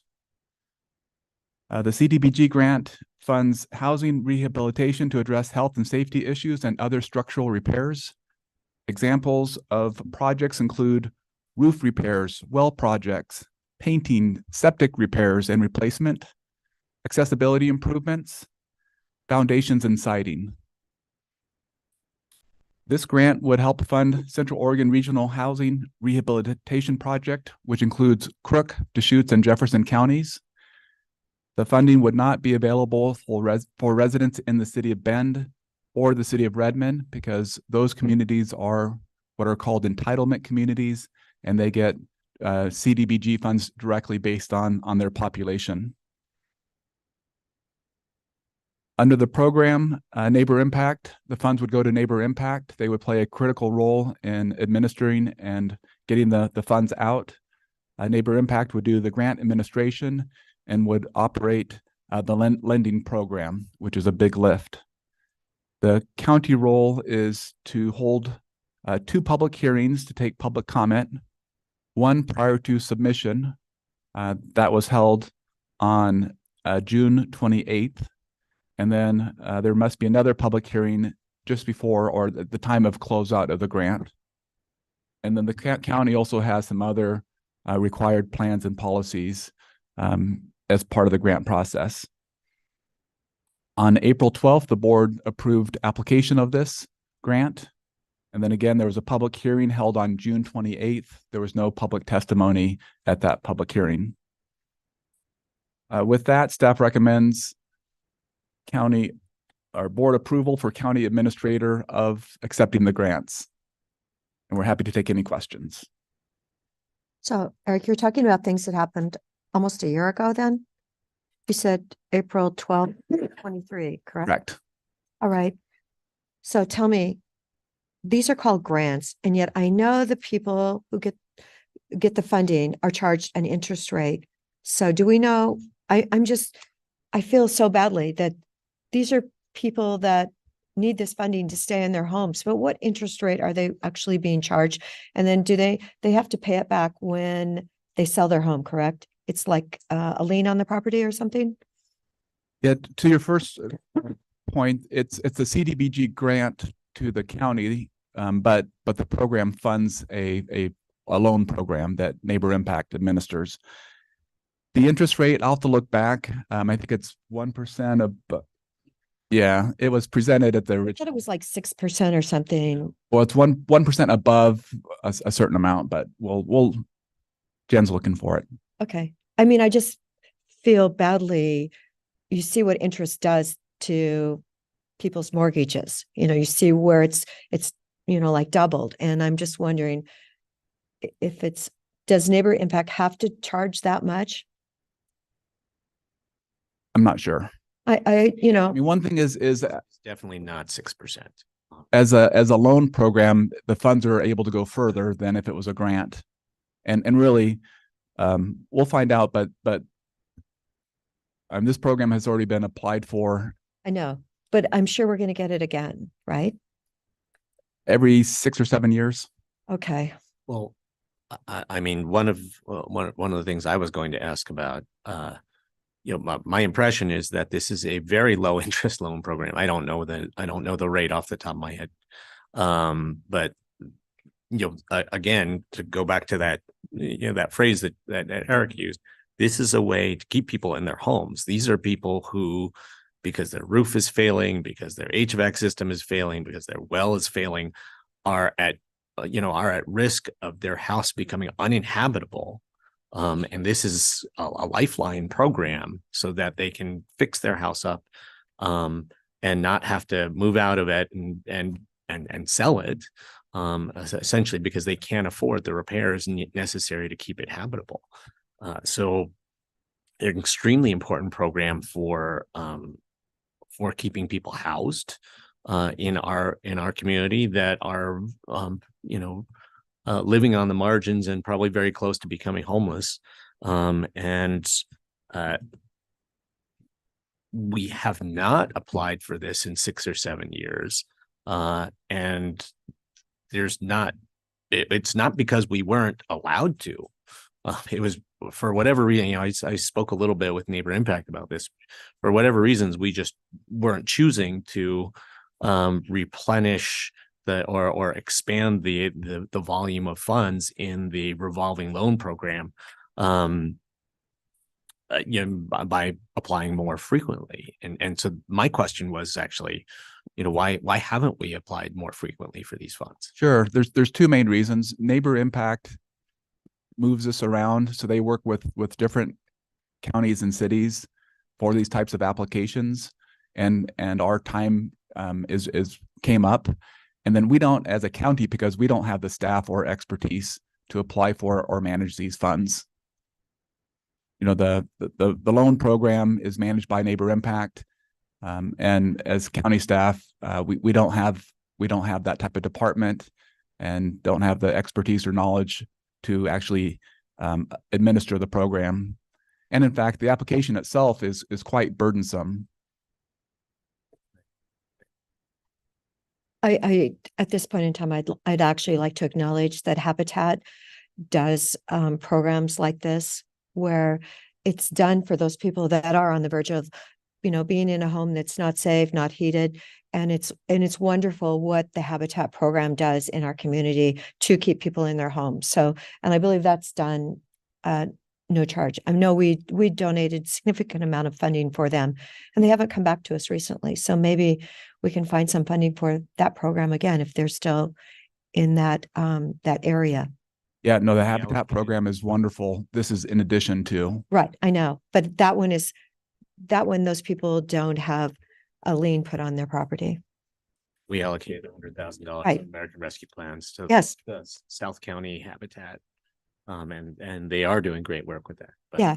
But there's a lot of need in other parts of the county and the other parts of the region besides the area that Habitat is covering. Well, so I was on the Neighbor Impact Board for many years, and I know that housing stability is a real, high priority, but it's also done in a very professional fashion. There's discretion, evaluating, making a relationship with the property owner, the homeowner.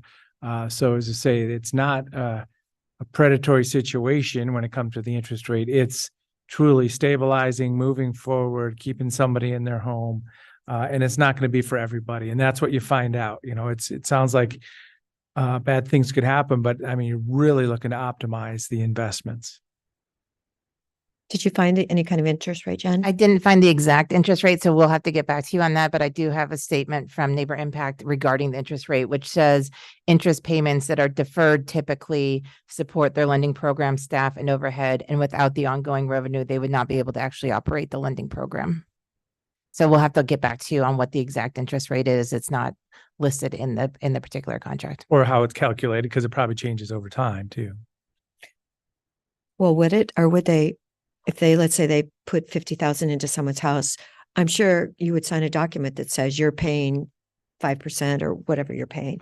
No, it's a very low interest rate program, and that's part of the reason why, and the repayment is deferred until the time when the house is sold. That's part of the reason why you need to regularly infuse more money from the Community Development Block Grant Program, because this is not a bank. A bank charges people enough interest on loans to to cover their costs and to keep up with inflation.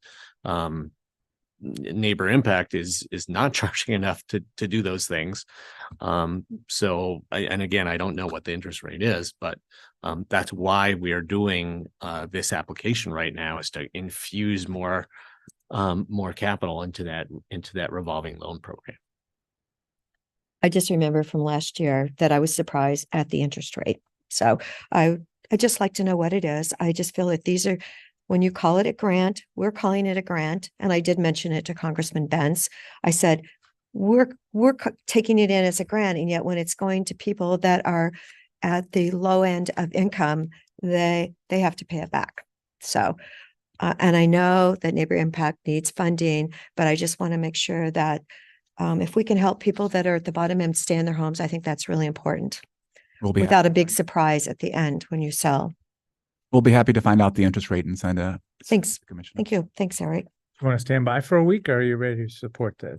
No, I'm ready to support it. I just think that if we can make this program maybe a little bit better, we know what happened with our home model that we're still working on, what the charge was going to be. So I always, what is the word? Question, but verify.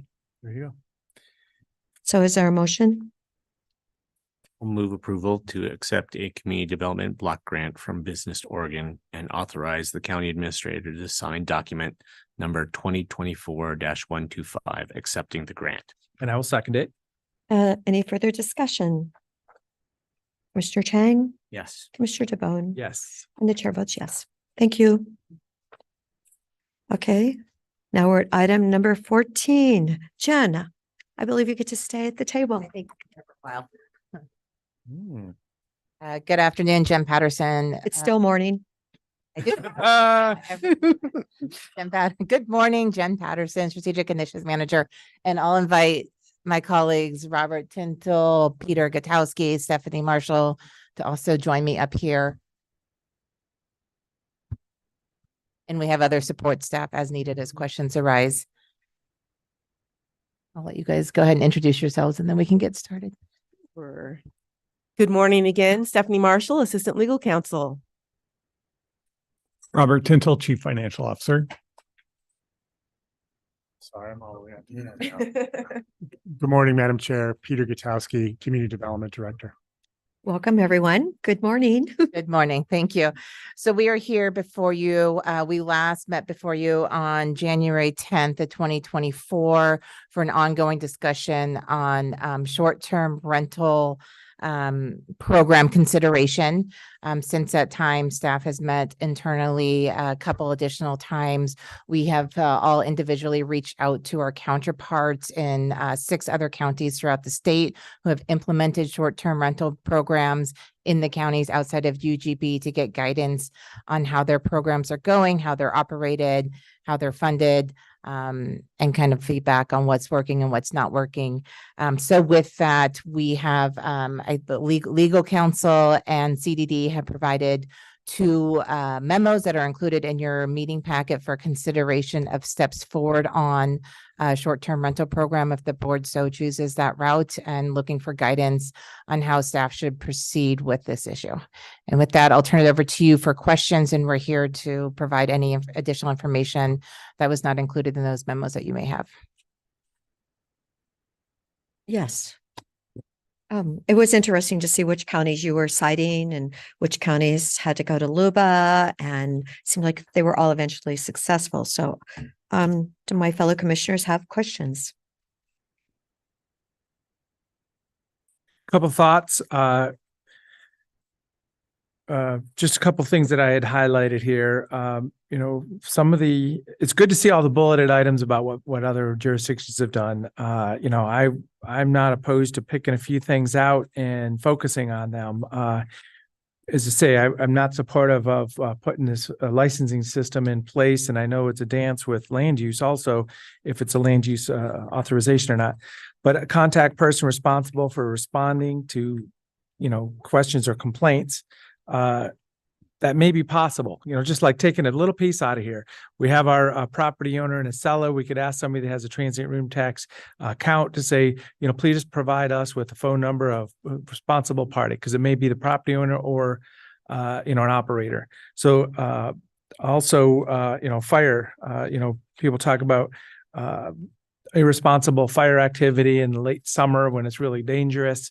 We do have fire districts that, you know, can step up just information and best practices. As I say, then there's a function of, you know, making that call. I know that a warming fire is the definition of a fire in the summertime, about two cubic feet, you know, 2 feet wide, 2 feet tall, small fire. It's a lot different than, you know, that big fire you need to step back from. So we have actions that we can take and making the situation a little bit better without proceeding with a full licensing system. So it just putting out ideas. How do you propose, how is that going to work? That, I mean, in relation to the fire protection, I mean, one of the things that we discussed was potentially just prohibiting outdoor fire pits for these short-term rentals where we know people are partying and not always paying attention to dangerous things around them. I mean, so if we wanted to just outright prohibit fire pits at short-term rentals in the unincorporated county outside of resort communities, how do we do that without a business license program? I'm not proposing that. I'm proposing that. Okay. As I say, I've had this discussion with our fire district. As a small warming fire is a defined size and shape, and it can be debated, obviously. But you know, when it's larger than that, there's something to respond to. A fire district and sheriff's office, as I say, there's other partners. I notice they're not in the room today, so we're talking about other agencies. But there's already systems in place for that. To respond to a fire when it gets out of control, there is, you know, if the response time is adequate, but by prohibiting fire rings, fire pits at vacation rentals, it's not even an issue. And, you know, and I think we all know how fast a fire can move in the middle of summer when it's really hot, when it's really dry, and when there's strong winds.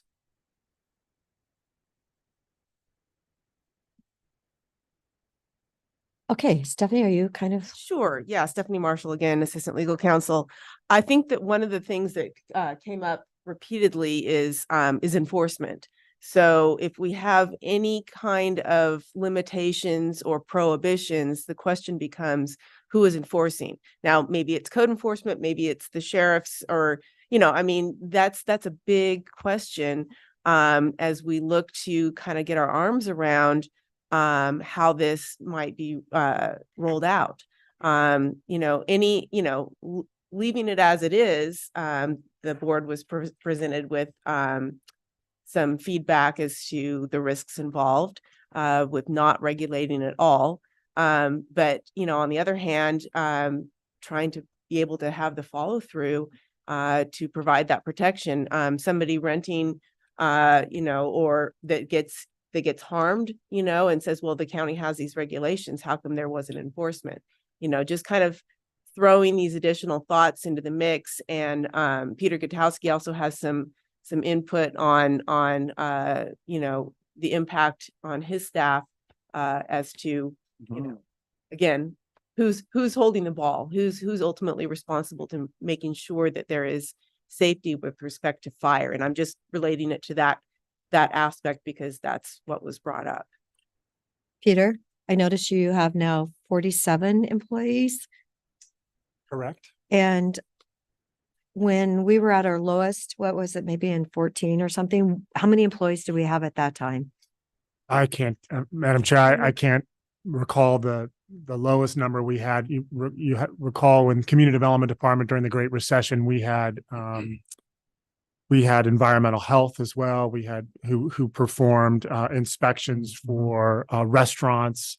But I think we were below 30 at our lowest point, which is a good segue to and thanks to Stephanie for kind of providing this transition to the Community Development Department.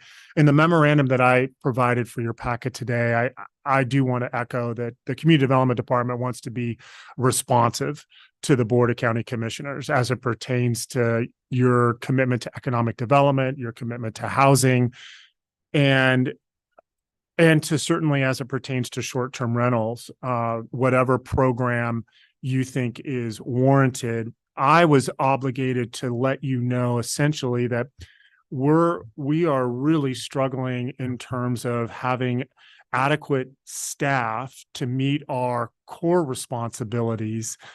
And when you factor on responsibilities that will come with overseeing short-term rentals, invariably finance is coordinating with us now to ensure that the proper zoning is in place, to ensure that their certificates of authority are in a primary dwelling. When you start factoring elements with a short-term rental program that include verifying the zoning, verifying the functionality of a septic system, verifying the number of bedrooms that were authorized for that dwelling, which basically allows us to confirm capacity as it relates to a functional septic system. At a minimum, that all takes time and coordination. And the theme that I'm compelled to share with you is it's very similar to the rural accessory dwelling unit package of amendments that were adopted by the board in December, something that the board has been a champion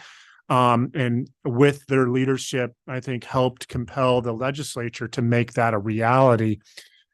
For us, nonetheless, to train our staff, to buy computer software that allows us to uptake application and exhibits, to process pre-application meetings, to ultimately ensure that the public is making informed decisions to determine if they want to invest in a rural ADU. All of that takes time and it takes resources, and it doesn't automatically lead to development activity for a fee-dependent department. And so the rural ADU program is something that we're administering in addition to our responsibilities of processing land use, on-site septic, and building permit proposals.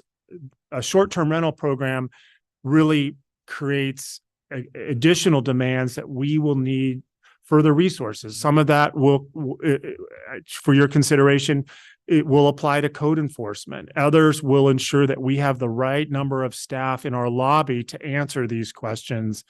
So I'm not trying to lead with no. I'm obligated to share with you because of our operational challenges that have been shared with you since the start of this fiscal year.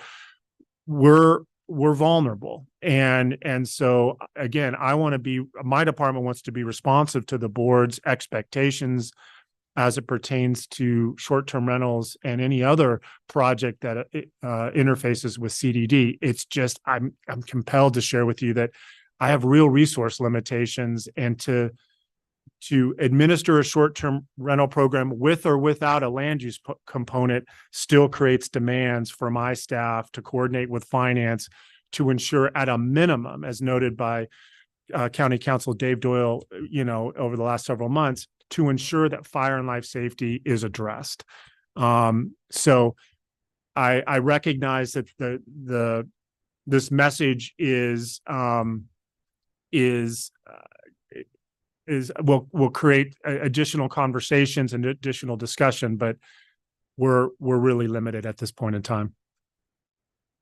And Peter, I want to make it clear that, I recognize that verifying zoning is appropriate, verifying that septic systems are adequate, verifying that fire safety is in place, takes staff time. And that is the whole reason why there would be a fee associated with this business license.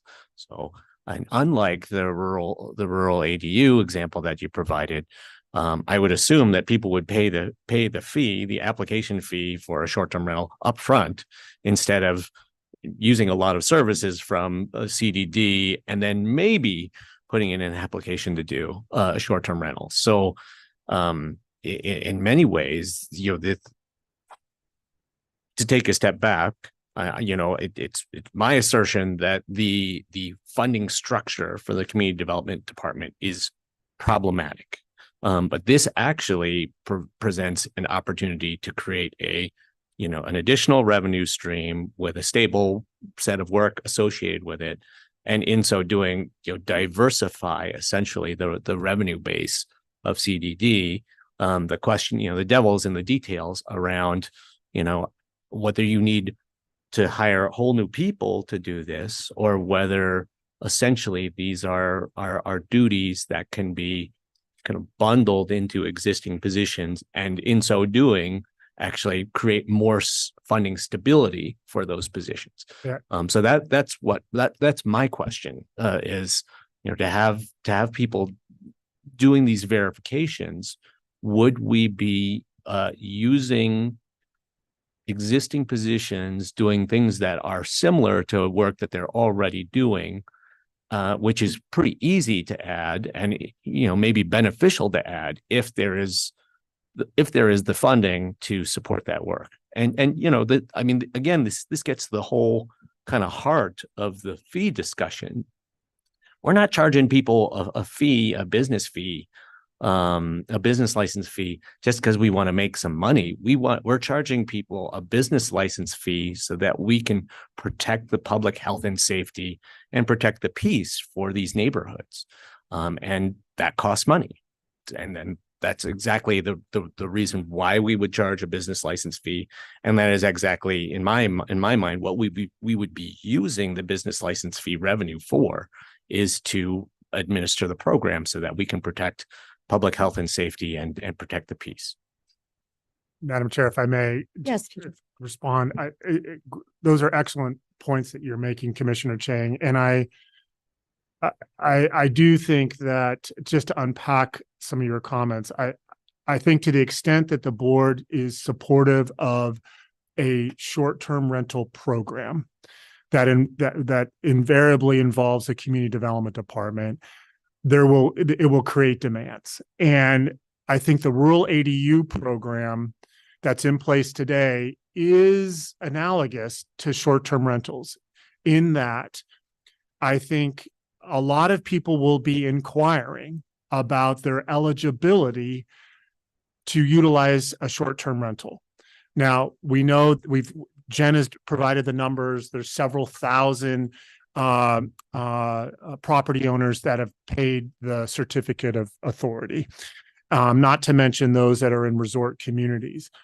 There is That includes the ones that are in the resort communities. There's only 800, I believe, outside. Yeah, it's about You're right. 8:30. I think Michelle Thank you. has. Thank you for clarifying that. So the point that I want to make is that I think that we know that there's a lot of unpermitted structures that are being utilized as a dwelling. And I think that a short-term rental program will generate significant demands on the department in terms of inquiries to make an informed decision, or even vetting whether or not their investment that they made in good faith come to realize that that accessory structure can't be used as a short-term rental. There's demands, just like with rural ADUs, where people are contacting us, asking really good questions, requiring pre-application meetings. Not all of those equate to development activity. And I think there will be a parallel in this program. There certainly will be those that need a certificate of authority or need some type of authorization from CDD that would generate some funds. But I think if you're going to initiate this program, I'm not sure that just setting fees on whatever this program, whatever we call it, will automatically cover our cost of services. It may over time, but I think you're going to, that one of the and I gave you a range of what I think the cost would be, and we can certainly come back and perfect that. But I think certainly for the inception of this program, there's going to need to be some funds that allow us to provide this work, provide this oversight in addition to our core duties, which is focusing on issuing land use, building, and septic permits. To the last point that I just want to underscore, I think you're right. I'm not looking to add more staff without the justification. Where I'm seeing the need for new staff is in code enforcement. Undoubtedly, that is going to be an issue in terms of those that have found themselves in code enforcement because they engaged us. We found that there is an unpermitted structure that therefore needs to be decommissioned. There will also be invariably, just as Stephanie noted, whatever program you're considering, to the extent that there is a permit or a license that goes along with it, there invariably will be neighbor to neighbor conflict. And how do you resolve that neighbor to neighbor conflict? CDD may be a natural department to in coordination with legal counsel to figure out what that adjudication process is, but that's going to create significant demands.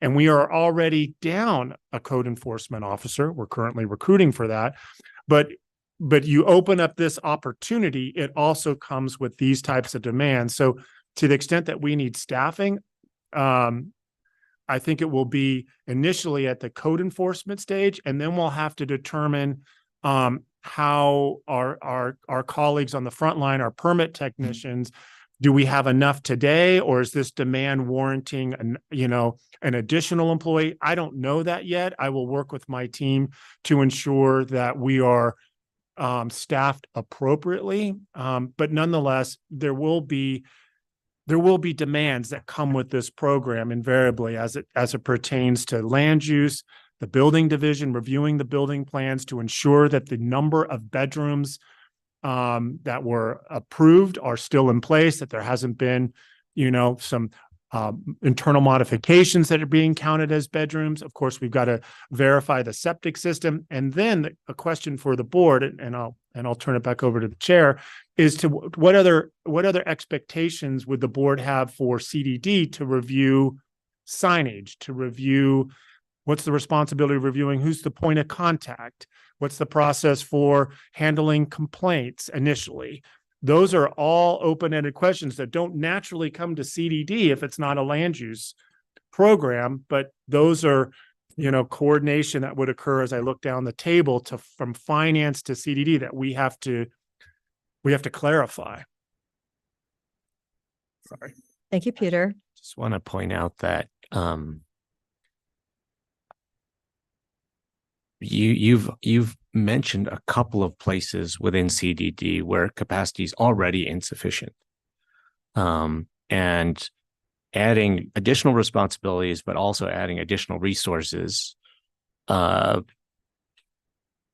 mean, depending on the resources, may help the situation or may make it worse, right? But it's really important to recognize that you've mentioned a couple of instances where we're already under capacity. I mean, code enforcement, has massive backlogs and is under capacity. And it's in part, I would again argue that the problem is in part because of the current funding structure of CDD, which is very problematic. So, you can't point to, that already under capacity situation and presume that we're just going to make it worse. And point to the problem and say you can't point to a problem and say don't mess with it because it's already a problem. And the example you gave around people living in an unpermitted dwelling, I mean, that is that is community development department's responsibility already, without the question of are there people living in an unpermitted dwelling as a short-term rental, or are they just living in it as their residence? It's still your responsibility, and it's still a problem, and it's still something that needs to be fixed. So again, I would say that we can view this with fear that it will exacerbate some of our undercapacity problems at CDD already, or we can view it as a potential opportunity to build the capacity we need to better address CDD's responsibilities, or we can view it as both. It is a potential risk, and it is also a potential opportunity. And I don't want us to get completely hung up on the risk end of the equation. And that certainly wasn't, if I may, that certainly wasn't my intention. My department is here to be responsive to the board. We can accommodate these responsibilities. It will just take resources. Is the simple message that I'm articulating. We don't have the ability to take on these responsibilities without further resources, just as you have articulated. Madam Chair, if I may, I don't want to take up too much time. I wanted to address a couple of comments and questions, and probably kind of bolster some of Peter's comments here. The first is that the start of a program, always has some costs associated with it. Yeah, up to $1 million. I'm like, really? Well, we're already getting I'd like to say something honestly. We're getting the money now. We're getting the short-term income. We've been getting it for how long? A decade, 2 decades, whatever. We've been getting the funding. And I look and see what finance is doing, and they actually issue a certificate of authority. Perhaps maybe that document could be expanded a bit, but if we have 3,200 short-term rentals in Deschutes County, I'm thinking how many complaints are we getting? And when you think it's 3,200, we're not getting that many complaints when you look at the big picture. And then the fact that only 800 of those are outside, and these people so many of these homes are under a management agreement. Just talking to someone in the room, people have homes here, they rent them out, they really need to pay attention maybe more, but things are running really smoothly. People know what they're doing, and the number of complaints is it's minuscule when you think about 3,200. I mean, and yet I know several people have complained a lot. So I'm just thinking okay, how do we justify spending $1 million? We're already getting the funding. Is there something that we can do in between so that those 800 that we are more responsible for than the destination resorts? Is there something that we could grab in the middle and maybe be a little bit more responsible as far as some of the the factors that you've pointed out? Those are great comments and great questions. I wanted to respond in part by saying that neighbor complaints, the code enforcement division gets complaints in, but they can't ignore things that they see on the ground. So if something comes in for a certificate of occupancy and it's run through CDD, and they see, oh my gosh, the septic system can't handle this, now they're aware of that. It doesn't take a neighbor complaint to bring that to their attention because it's now brought to their attention, and now we're involved with not being able to ignore it. A code enforcement complaint is initiated internally. I think I'll say for one point is that we are looking at potential worst case scenarios. When we're talking about fire life safety, I don't know what the percentage is of the homes out there that are outside of destination resorts that are run by a management company, that there are no issues. We're really talking about the outliers where there could be some significant potential liability for the county if we're stamping it and saying, yes, you're okay to do this, go ahead, and then somebody gets injured or there's an issue. That's what we're talking about, is we're talking about the outliers. And the other point that I've already made is that once we have a program where these verifications are being made, then CDD is aware of situations that it might not have been without a neighbor complaint. And, it's incumbent upon them to ensure that, we're not allowing someone to use a residence that's either, not actually a residence, or there's additional bedrooms, or most importantly, I would say the septic system is undersized or is not approved in the extreme cases. And I'll turn it back over to Peter because, I feel like I'm kind of talking for his department here. But from the legal standpoint, it's really the risk of things being brought to the county's attention. That's part of the reason, that's part of the risk that was brought to the board's attention, is we're allowing this right now and we don't know what could be going on out there. So how do we get our hands around it? We implement a program. Well, when we implement a program, things might be brought to the county's attention. So now what do we do? What do we do with that information? I don't know if that would require, how many additional code enforcement officers, I know that we're understanding. How many code complaints are right now with a short-term rental? How many of those do we have? I'd say we have several. Well, several, is that 3, 5, 7? I'm happy to get that information. I'm just wondering, how big of a problem do we have?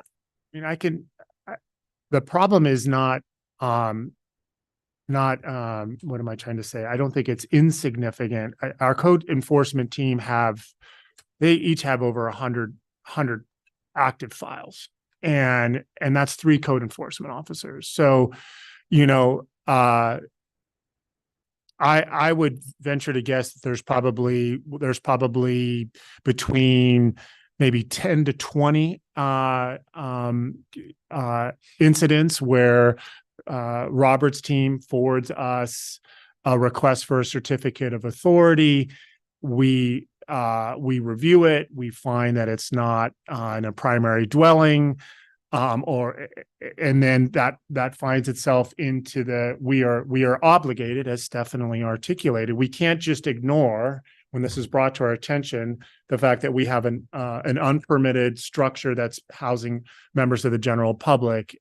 So, in terms of the full scope of code enforcement and the number of illegal dwellings or illegal structures, I think there's quite a few. We can certainly disaggregate that data if the board is interested in understanding the universe of code enforcement, ranging from solid waste to unpermitted structures without the requisite permits.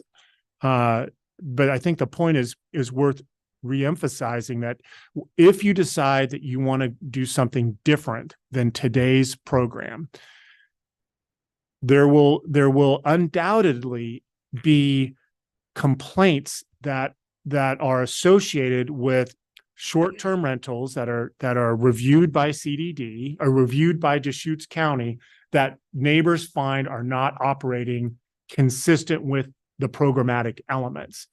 And there's got to be a process in place to resolve that dispute.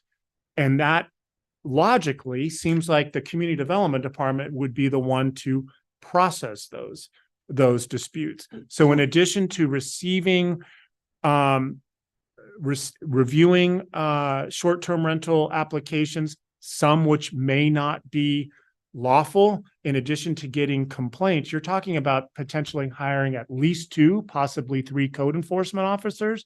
And when you factor in the burden rate, the loaded rate of a new employee, you're easily getting close to $500,000 for 3 employees, not to mention investing in staff, in software, in system development, in website development. I understand on the face of it, several $100,000 seems outrageous and unnecessary, but when I'm not trying to give you a I'm trying to give you context that these costs are necessary to administer a program that goes beyond the certificate of authority program that's in place today, with staffing and investments in our informational systems. So a couple thoughts. I mean, we need to remember there's a lot of good actors here too. And this is the history of Central Oregon and Sun River, Black Butte Ranch, Pronghorn, Eagle Crest, Tetherow, the destination resorts, plus it's spilled out to the rural. So there's a lot of great things happening here, welcoming a tourist in for a vibrant economy and a great experience. So let's remember it's positive on one hand. I would be interested in, taking, breaking this apart a little bit and looking for the opportunities to focus on a few of these little pieces and, making sure that we're going to welcome in people that want to be participating to be the best version of themselves. So I'm referring to, when we have an unpermitted structure, as I say, that's a small edge case.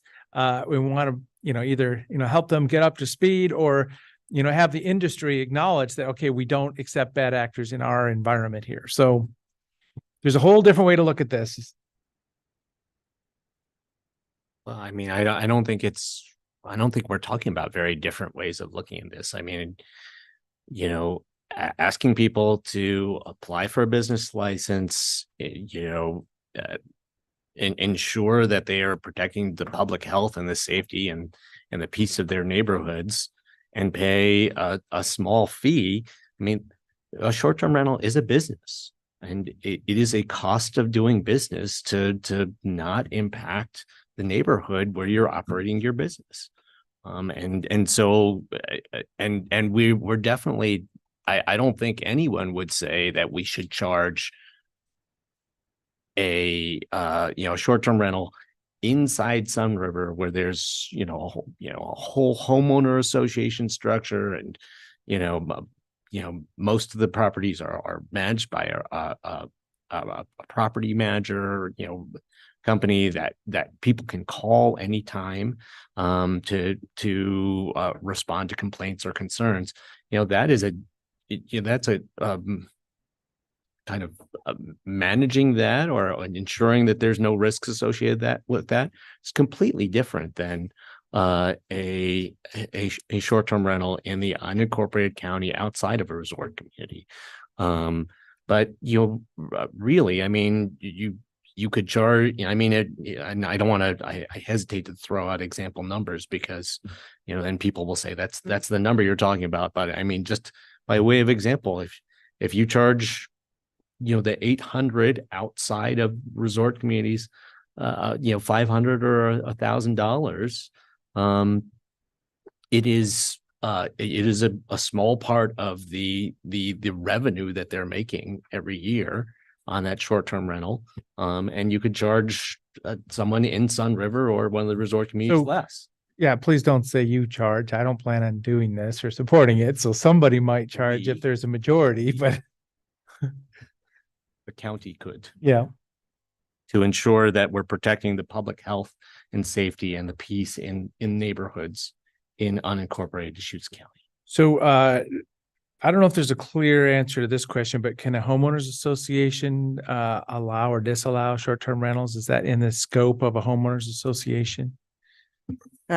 Yeah, Commissioner DeBonne, yes, they can adopt that as part of their governing documents, the CC&Rs, and they can say, look, under no circumstances can you do that. Of course, they can choose to amend those in the future, but Well, and we see that, you know, because there's platted, you know, rural neighborhoods or whatever. And I think I live in Summit Acres, it's called, and we do not have an active HOA. But we find people come in and saying, "Oh, you got to do this. You got to do this." Well, there's authority for your, you know, community, your neighborhood to have an active homeowners association. The other scenario that happens is large animals. You know, it says right here in the incorporation in our neighborhood that large animals aren't allowed.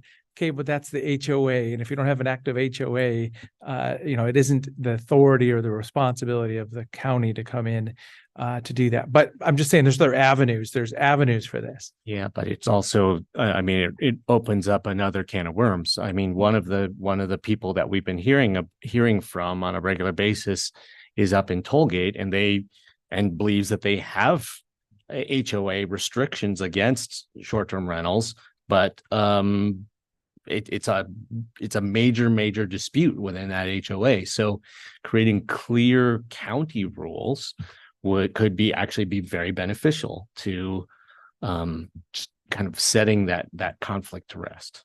But do we want to do that, Stephanie? Yes, thank you again, Madam Chair. The whole HOA, or even if they're CCNRs and not a managing HOA, any of the homeowners could potentially individually sue the person that's violating the CCNRs for breach of contract. I mean, I could do a whole sideshow on what that looks You've been like. down that path? Yeah. And it's complicated, and, you know, I mean, and I'm sure the board is well aware that neighbor disputes can get very ugly, and there's really strong feelings. I think it's preferential if there's an HOA, but even that gets political, again, as the board is very aware. You know, I don't want to speak from my personal experience, but well, I will. Could you please? Here it comes. I was a member, I was on the rules committee in an HOA in Washington State. And, you know, we had somebody who was not going to comply with, you know, the board of directors and enforcement. And one of the neighbors eventually called code enforcement for the county that I lived in, and code enforcement. So the county took the action rather than the HOA. There can be some overlap, which I think gets to I can't remember if it was Commissioner Chang had asked, you know, or maybe it was Chair Adair. You can have multiple layers, you know, you can have the county regulations where you could complain and code enforcement comes out if there is a county regulation that is in, you know, potentially in violation. But then if you could also have the HOA. I think I wanted to touch base, kind of circling back on the enforcement piece that Peter was mentioning a few moments ago. With a program, you know, anybody that's cited for a violation, whether they're cited, fined, or their license is revoked, again, if a program gets off the ground, there has to be due process. So there has to be a hearing process. Code enforcement can be enforcing those things like it's an unpermitted dwelling or there's not an approved septic system. But if we have a program, a licensed program, and they're out there having fires, you know, or making noise or whatever the components of that program, what those components are, there has to be a way. You can't just find somebody or revoke their license without a due process proceeding involved. And that gets back to the question of, is it through CDD? You know, what does that look like? Some of the jurisdictions that we've analyzed have a whole separate segment of their code that goes through how to protect due process for somebody that's accused of something. You know, maybe they're not a bad actor, you know, but revoking a license for somebody that maybe is a repeated violator, you know, I'm with you, Commissioner DeMone. I want to see the good actors rewarded and allowed to continue doing what they're doing.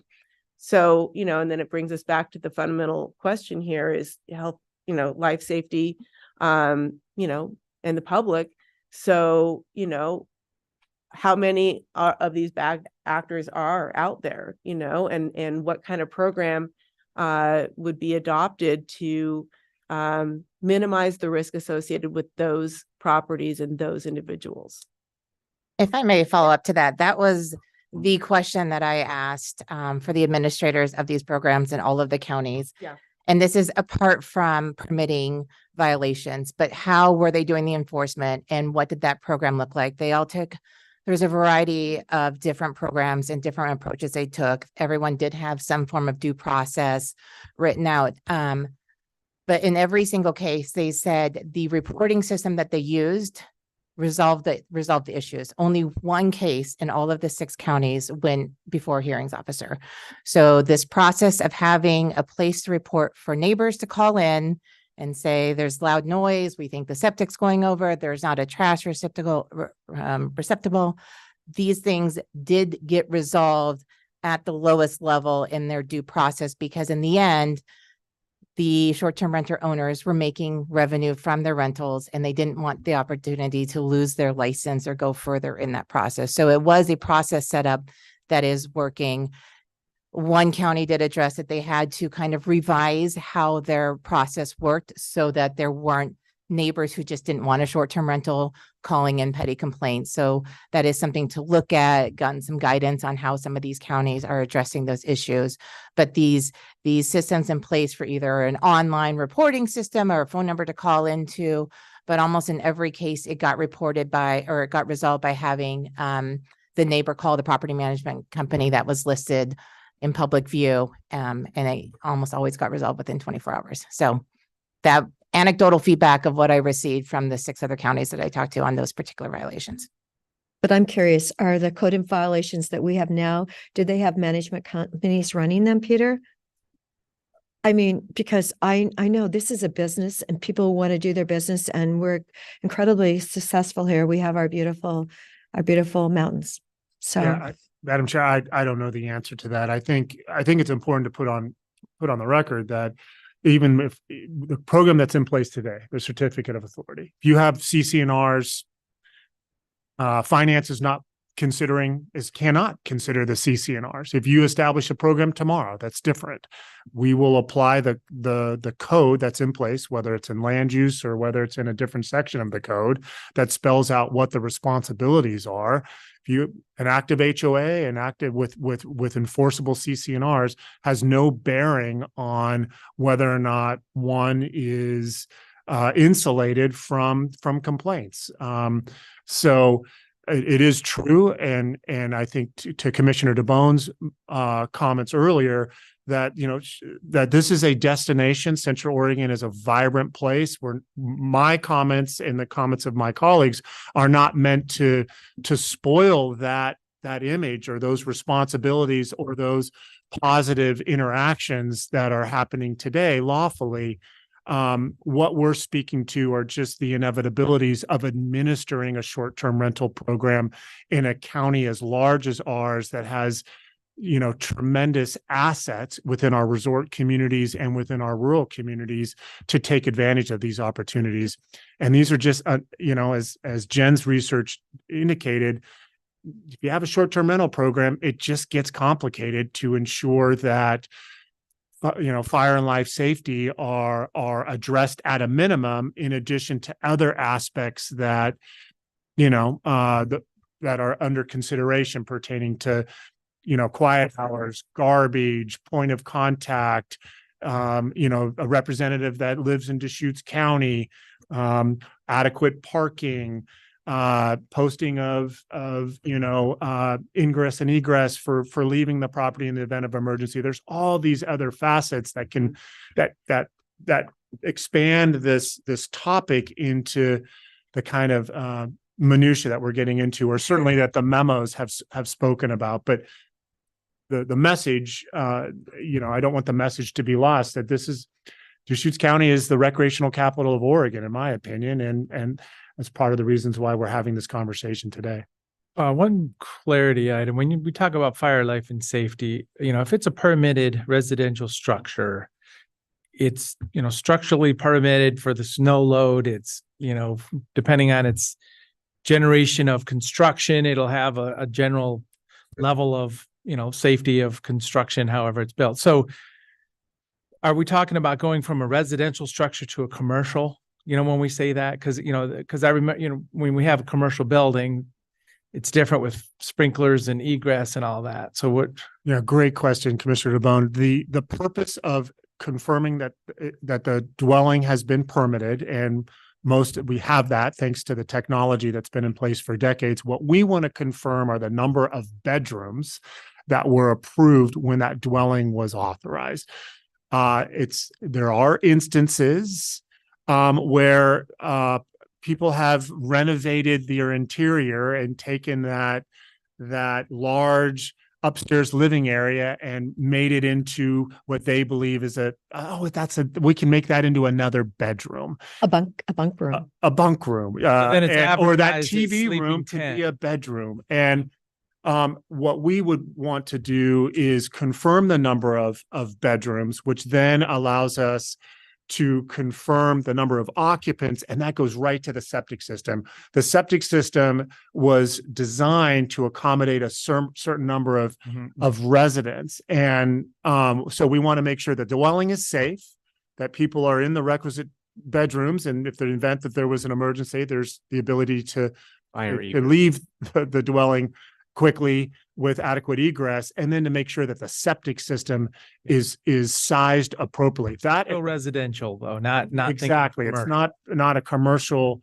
Doesn't become we're- a commercial operation. But we're catching a subset of that already, correct? I mean, by the permitting process, I want a transient room license to do business as this.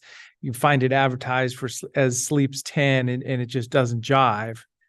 We're already able to catch that. We're not doing that now. Yeah, commissioners. So our current process, just to elaborate on that a little bit now, is finance does issue a certificate of authority. And again, that certificate of authority is only authorizing the ability to collect a tax from users and to remit it to the county. During that process, they do self-certify that they have met all planning rules and such, whatever. But obviously we know that's not the case. What we do find, because we have this scrubbing software, that people are renting out places before they've obtained a certificate of authority. And in looking at the rental online, because we get notice, that's when we notice, okay, well, it doesn't appear to be a single family dwelling that they're renting. It's some other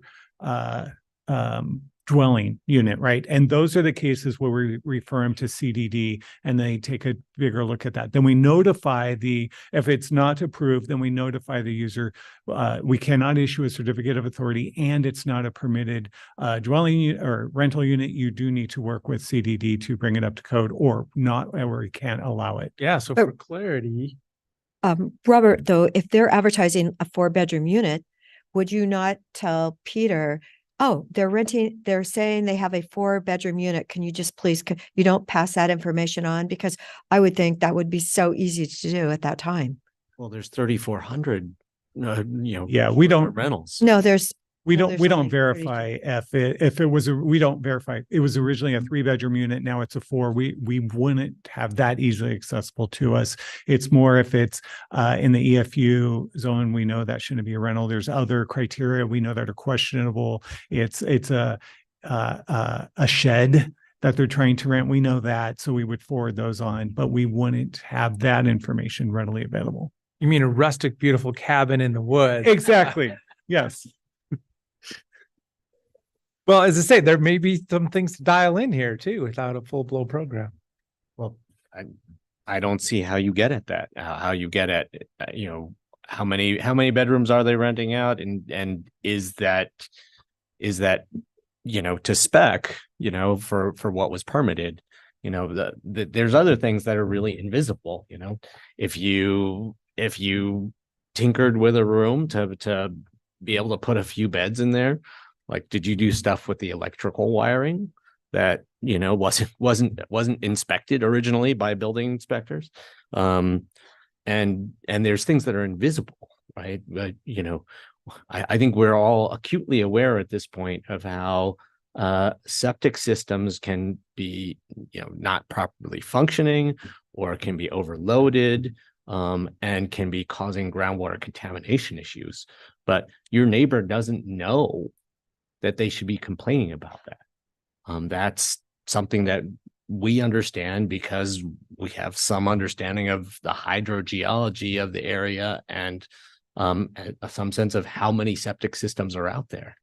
So there are risks to public health and safety, risks to guests that we cannot get at with our current system.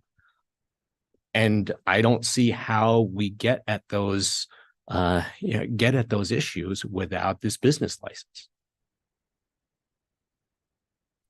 And we don't have to load it up with requirements that aren't really critical to preserving public health and safety and the peace of the neighborhood.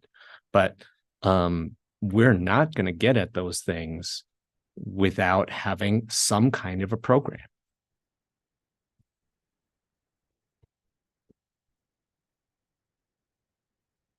I'm not really ready to do anything today. I'd like to know how many code enforcements we really have.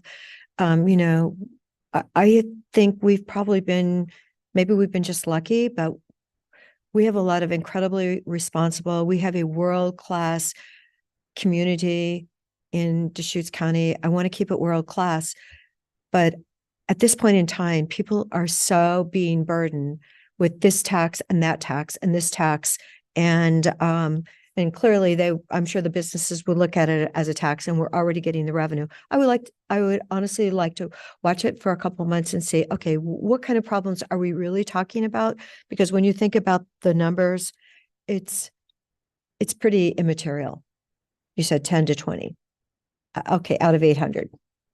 Well, Commissioner, I'm thinking of conversations that I've had recently with Jennifer Lawrence, who oversees the coordinated services, and the applications for certificates of authority that Robert and his team, Judy and Michelle, provide to CDD. Most of those don't qualify. That's an illegal structure. And then what our team is doing is researching the magnitude of those violations. So I think it's a good opportunity to just in general for Angie Havenier, who oversees coordinated service, who's the supervisor overseeing coordinated services, or the manager that oversees coordinated services and code enforcement, to provide the board with an update of kind of what the universe represents for code enforcement. It is significant. We are understaffed, and we are doing everything we can not to burn out. Well, I would hope you would hire.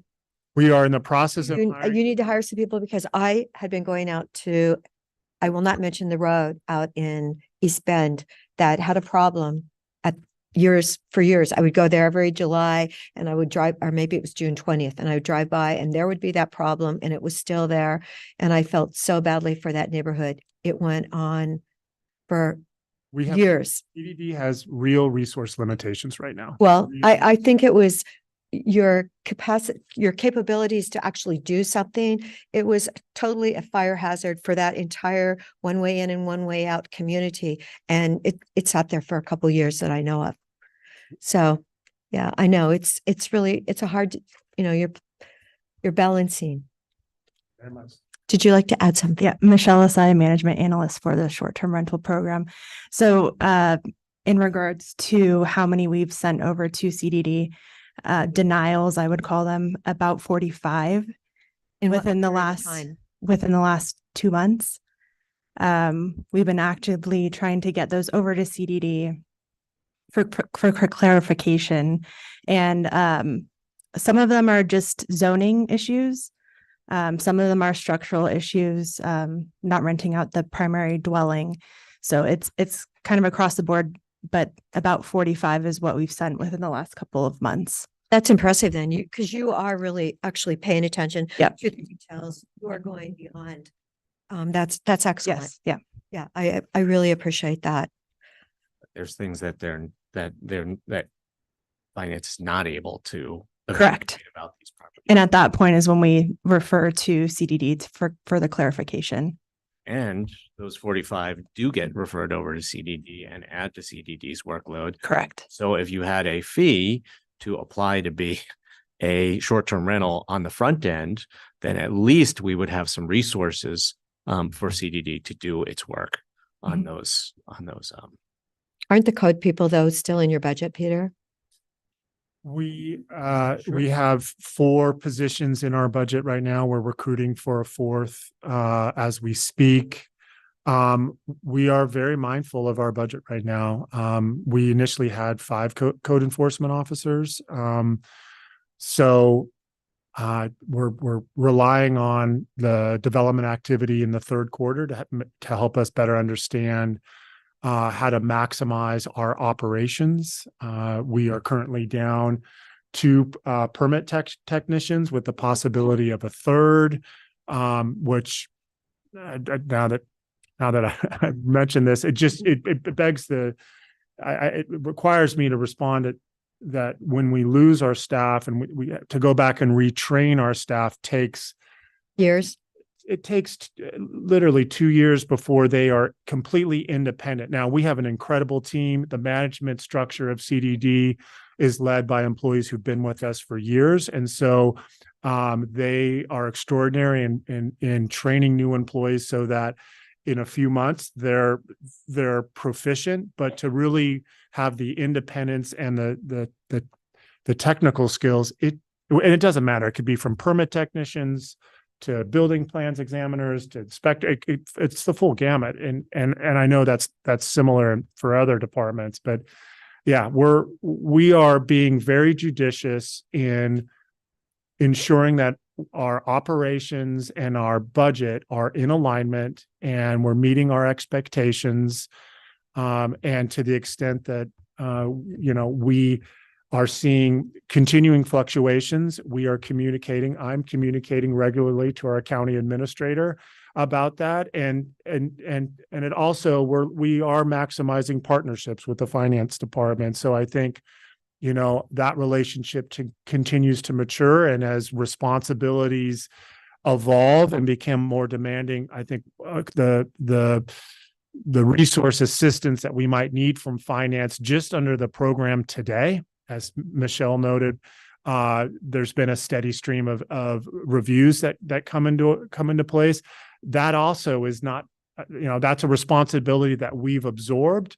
We do it willingly, but I think going forward, regardless of what the Board of County Commissioners ends up choosing to do, I think there needs to be a conversation about the demands that the existing short-term rental program is creating for CDD, and to ensure that we can absorb those responsibilities in addition to our primary ones. And if there's some cost recovery there, it's something that I want to really pursue. As I look down to Robert. Thanks, Robert. So Michelle, what if I honestly think those 45 people that are trying to rent their place out, I think that's telling us how hard it is right now for people to survive with inflation, with everything that people are dealing with. And I've heard it from older people who are barely staying in their home. Would someone be able to rent like a room in their home on a long-term basis without being turned over to code? For long-term basis, so we're only dealing with short-term, so it'd be Right. 30 days or less. For the long-term, no taxes would be collected and nothing would be reported to our department. Right. Okay. Well, I mean, I'm just saying that I know I hear from people, they're having a hard time. And I'm just wondering what you can tell them in order to financially stay in their home. We don't want them to become homeless, but what is it they can do and they could do long-term then? Long-term, yes. Okay. Mhm. Right. Well, at least that's a possibility, a message.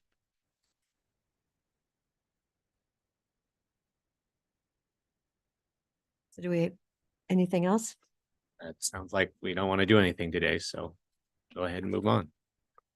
Okie dokie. Thank you, everyone. Thank you for all these details.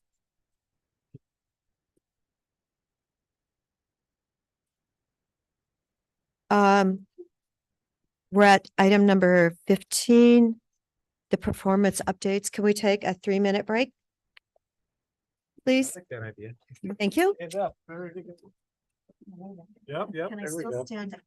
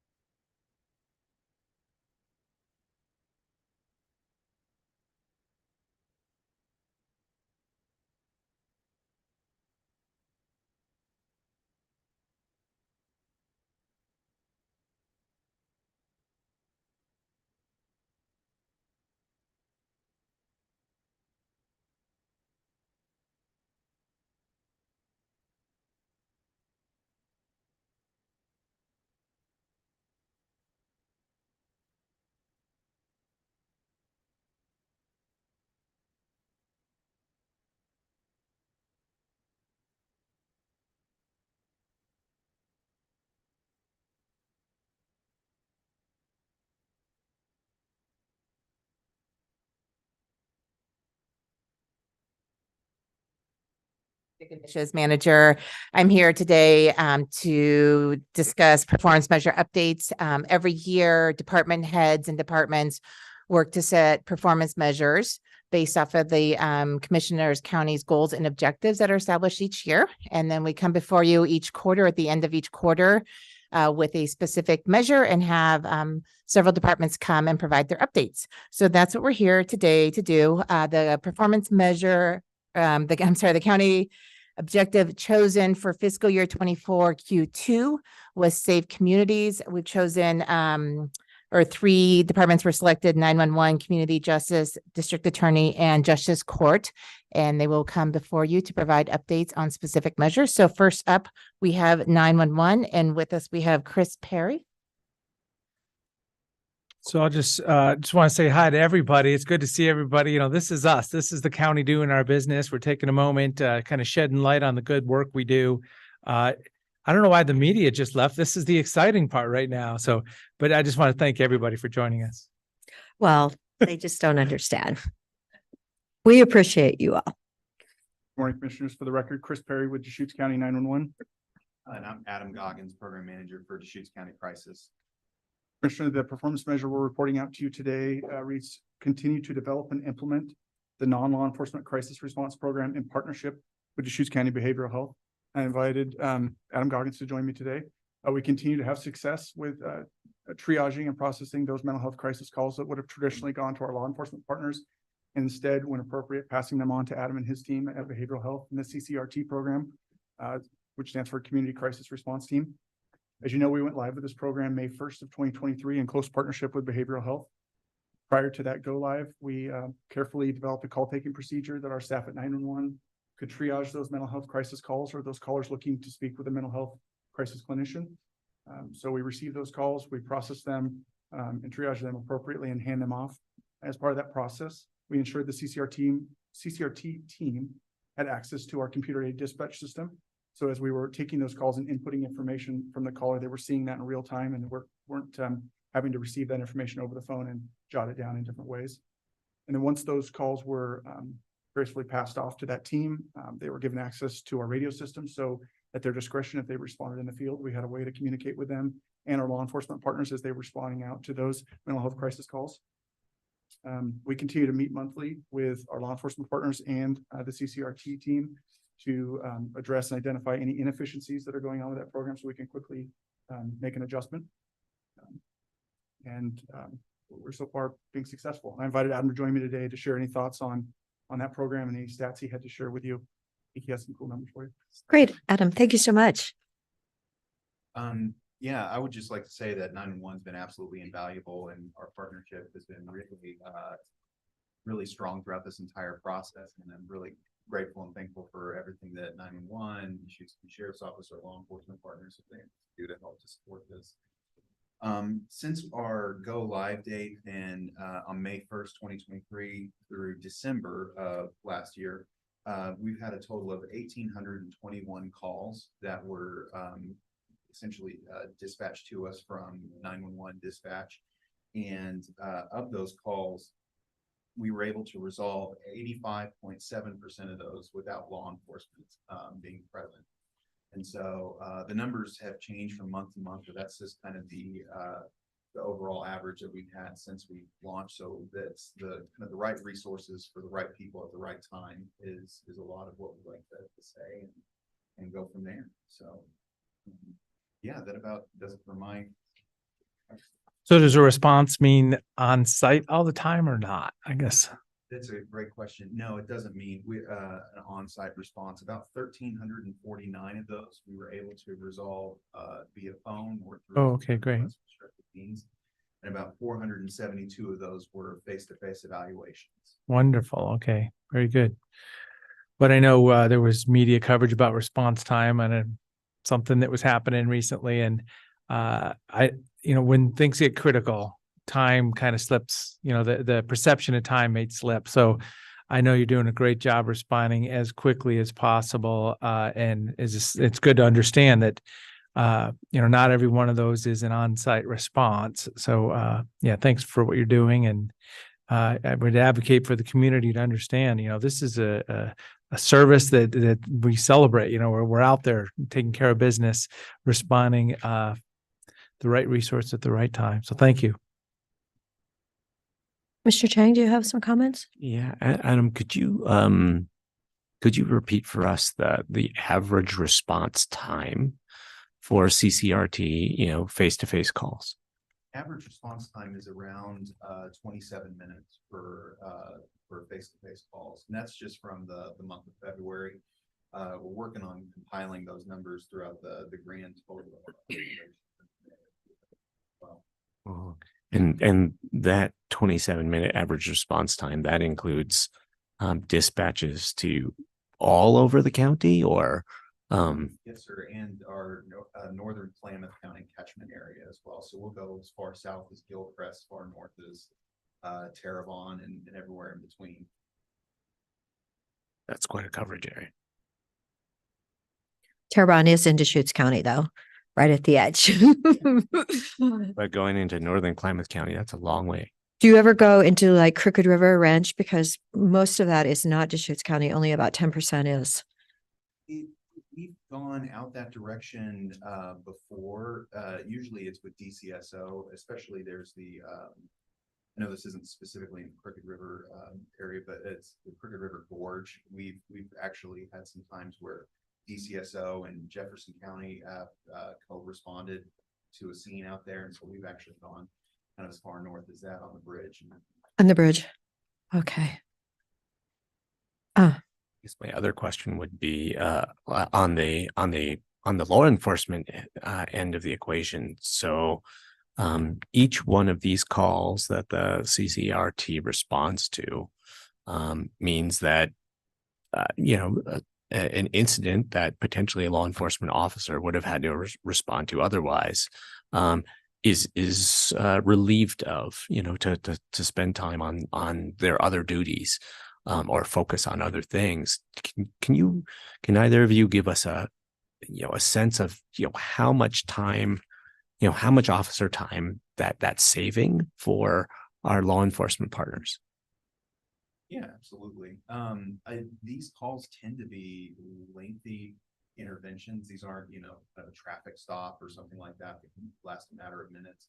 A lot of times it can last a matter of, hours at times as we're trying to suss through what's going on, as we're trying to figure out how do we best proceed and, help to resolve this crisis as we're moving forward. And then if they have to go to the emergency room, that's potentially another several hours. And what we've seen in our statistics is that the number of individuals who are going to the emergency room or who are utilizing or being dropped off by the stabilization centers actually been reduced as a result of Interesting. The way that's interacting with the stabilization center load as well. So if a law enforcement officer might spend hours on one of these calls, and you've now essentially diverted 1,821 calls, that's a lot of hours. That's a lot of person hour time. And is there, can you give us a sense of proportions, like which law enforcement agencies are getting the benefit of that? Is there, is some of that in Redmond, is some of that in Bend, is some of it in the unincorporated county, is some of it in Sun River, or which law enforcement agencies are getting large benefits from that? We're actually working on a plan. We have a data use agreement that we have with 911 and with a couple of other agencies to try and suss out district by district where that's actually happening. We don't have that data just yet, but it is, my understanding is all kind of contained within the CAD. It's just a matter of building the structure to mine that data. Just as a frame of reference, I know Bend PD, they have a public dashboard, and I can show you all, I can email it to you after the meeting, but there's a pretty marked difference in 2023 from the number of calls that they had in 2024 or 2022, 2021. And you can see a pretty precipitous drop in the number of mental health calls that they were asked to resolve to. But that's just one that's a public facing dashboard. Right. Yeah, it would be really helpful to have a sense of you know, where that benefit is distributed. Because we'll be having discussions in the next few months with some of these cities, maybe even, the Sun River Service District has indicated in interest in investing in crisis services.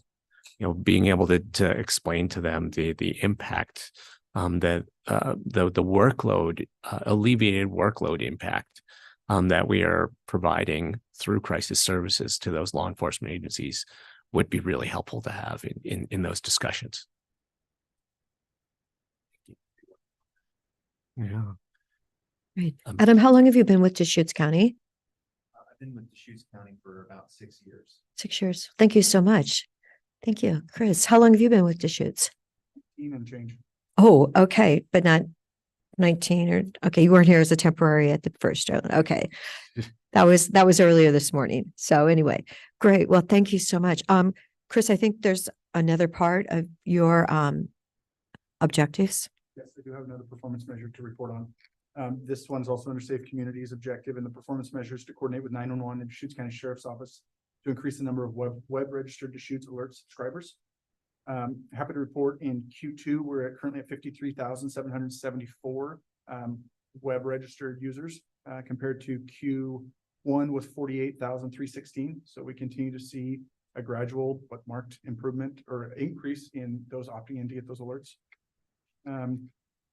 Regarding Deschutes alerting, our third annual opt-in test is coming up this May in Q4, where we send a notification to all of those users, all those opt-in users to say, hey, double check your data. If you haven't been into your account in the last year or so, make sure everything is accurate. And this test just raises awareness of the alerting system and increases the quality of the data that we do have. Also this time of year, the access and functional needs database of folks that have opted in get reached out to ensure their data is accurate as well, because that's even more important in evacuation situations, that those folks have the right information, the right location. So search and rescue or whoever the first responders are, that contacting them, make sure that we can get to them in an emergency. So our focus is really reaching out to all the people that want to sign up, whether that be awareness through actual emergency alerting or public outreach events and anything in between. 911 and Deschutes County Emergency Management continue to meet monthly, if not twice a month, to look at our data and find ways we can be even more efficient in the system, whether that's increasing the quality of the data or creating more templates for when the dispatchers are sending out emergency alerts. So that's more consistent messaging to the public, and quicker, more efficient process for them when they're getting that request from first responders in the field to send out that emergency alert. So we're actively looking at that system multiple times a month, making sure it's as good as it can be and improving it in any way we can. That's the update I have on that performance measure. Great. Wasn't it a couple years ago we had those fires maybe in April? Remember there were burning fires. So I would hope this system would help if we have that those types of events happening again. So what would be if we're at 53, almost 54,000, what would be perfect then if everyone signed up? I don't know, but it seems to me that we would be hitting that ceiling of the people that want to be opted in, but we continue to see more people. So I think not overuse, but the use of the system in emergency situations is continuing to increase awareness and people deciding, hey, I do want to opt in. So maybe as we see those numbers slow down, we're reaching that ceiling that we're both asking ourselves, what is that number? Right. But so far, it's that's pretty big increases. But I know that there's a statewide effort to really do alerts and warnings a little bit more coordinated, using the same tools, having some procedures and protocols. So Deschutes County's been part of this for many years, and other counties are coming online, and there's a statewide effort. Do we know whether as people move out of the region, they're unsubscribing? We don't know, but that is one of the objectives in the annual opt-in alert that we send to everybody who have on file. So they can go, oh yeah, I moved out of the area. I need to delete my account or change my address. And I think, I don't have the data in front of me, but last year there was quite a number of accounts that had been updated. We can go back and see after that alert, how many people have logged in and done done some sort of edit and it was a large number. So I'll be sure to report out that number once we do it. And we do it in early May. So it's coming up. So if we're at 53,774 right now, that's net. I mean, that's people who have unsubscribed are not included in that number. So That's current subscribers. And that great. may be multiple households in those accounts. There's 52,000, almost 54,000 accounts. Wonderful. Thank you For so much. example, I know my kid, I don't think my kid is on the alerts, but you know, he gets a lot of information from me, but yeah. But yeah, We probably there's pros and cons. Yes, definitely pros and cons. go to the high schools and get everybody signed up. Yeah, then we could go up to 100,000. Thank you. Jen, next one. Right. Next up, we have community justice and we have Trevor Stevens and Amy Nordstrom joining us.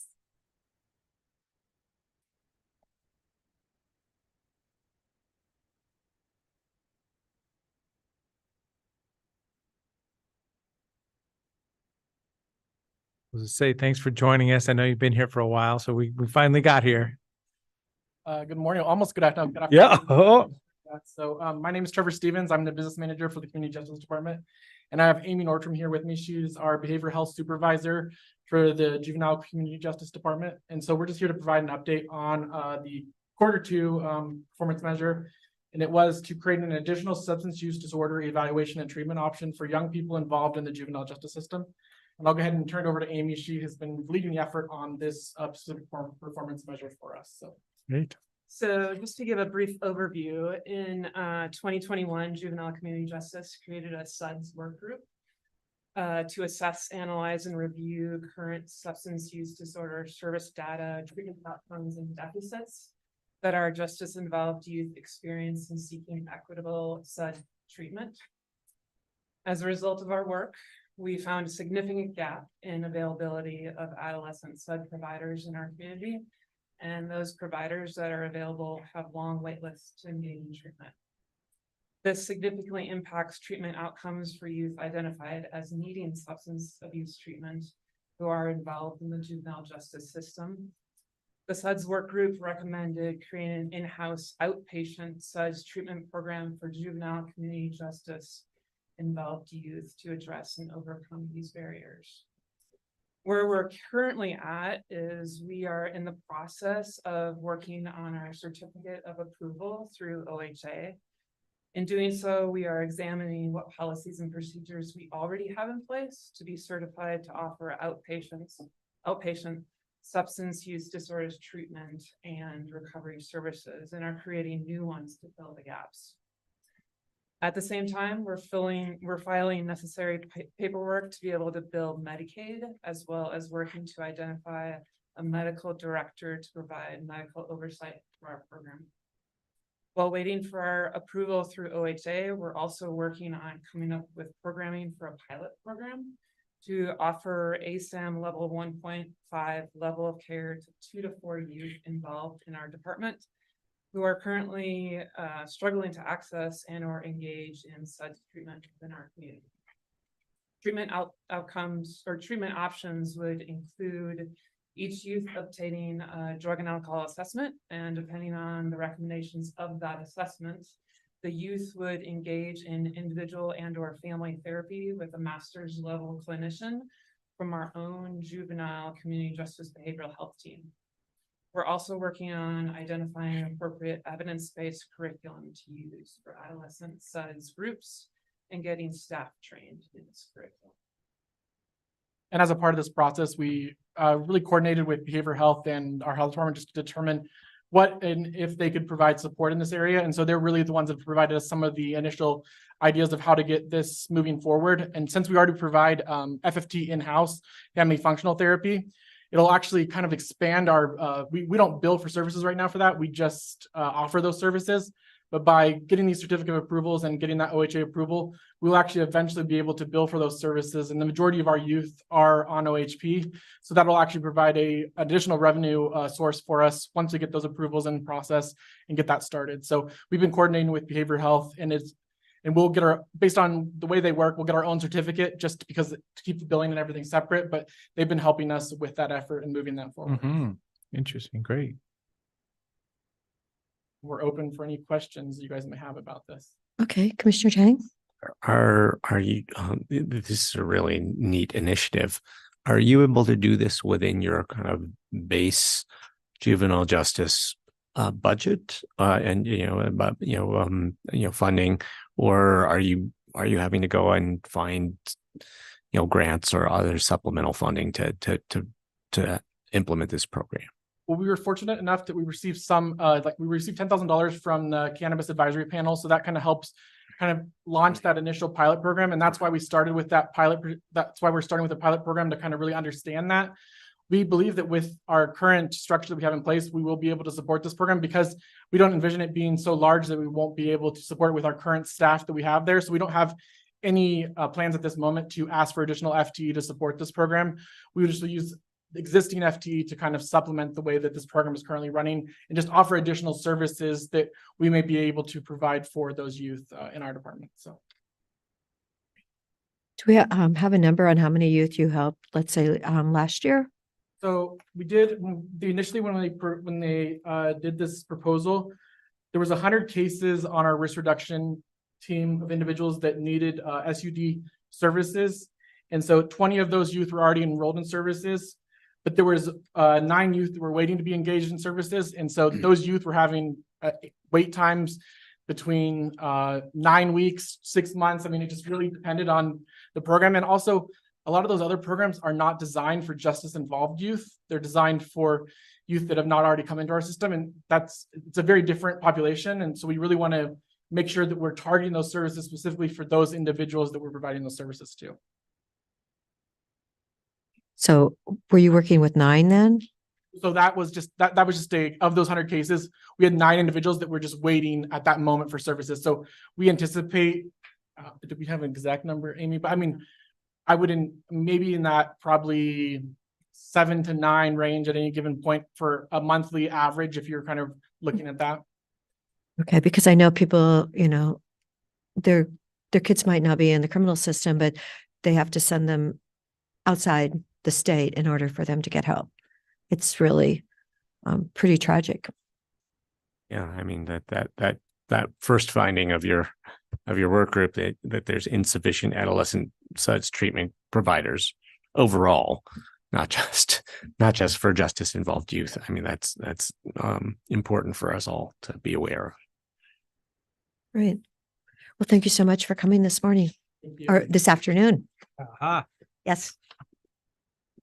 Great. Next up, we have the district attorney's performance measures. We have Ashley Beatty and Kathleen Meehan Coop joining us. Hi.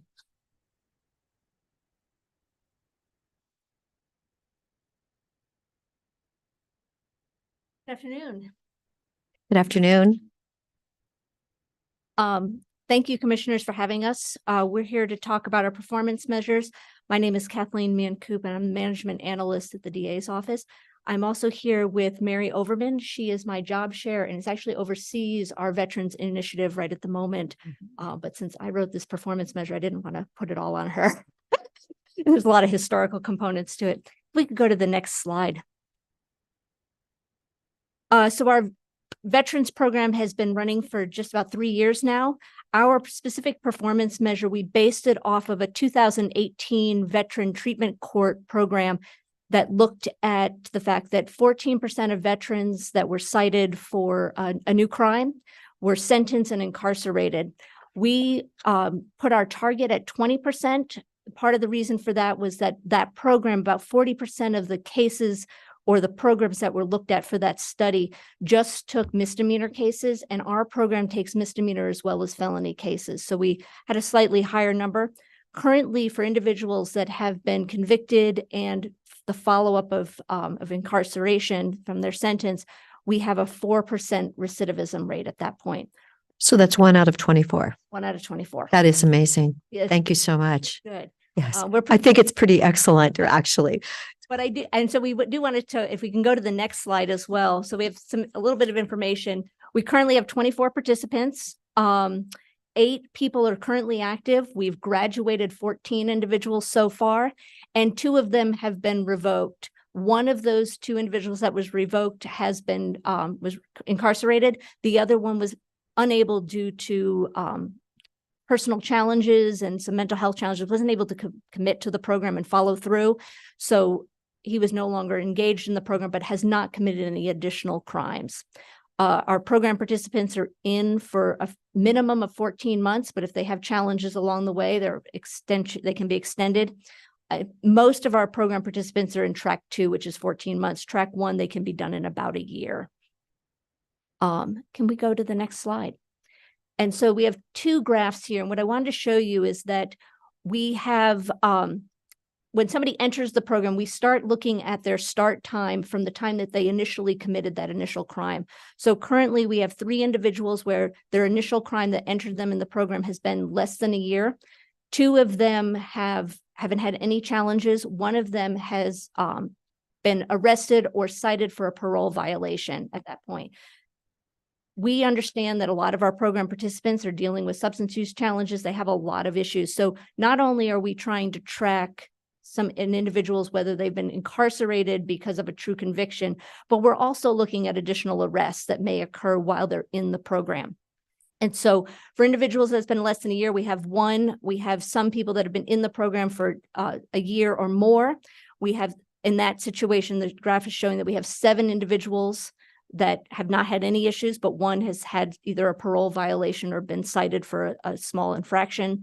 And then within that 3-year mark, we have 1 individual who we had mentioned earlier that had been reincarcerated, and 2 of those individuals had at one point had been cited for a new arrest. However, when we look at that information, if you look at the second graph, out of our 14 graduates, 3 individuals had a new arrest while they were in the program, but we stuck with them, worked with them. None of the 14 that have graduated have had a new citation since graduating. So part of the reason, even if somebody has a misstep while they're in the program, our big thing that we keep reinforcing with our program participants is looking for honesty. If they have a parole violation, to give us a call, to talk to us. We reinforce the services and the support that's being provided so that we can get them to the point where they're ultimately successful. So we're really pleased with how the program's going so far. So our incarceration recidivism rate is 4%. Our arrest recidivism rate is 25, which is a little higher than we'd like, but we're working on that. But our post-graduation recidivism rate is 0. 0. Excellent. Yeah, I know. And we can't run our programs. I do want to take a moment to thank the Vet Center, the Sheriff's Office, Deschutes Defenders, Parole and Probation, and now the Deschutes County Circuit Court.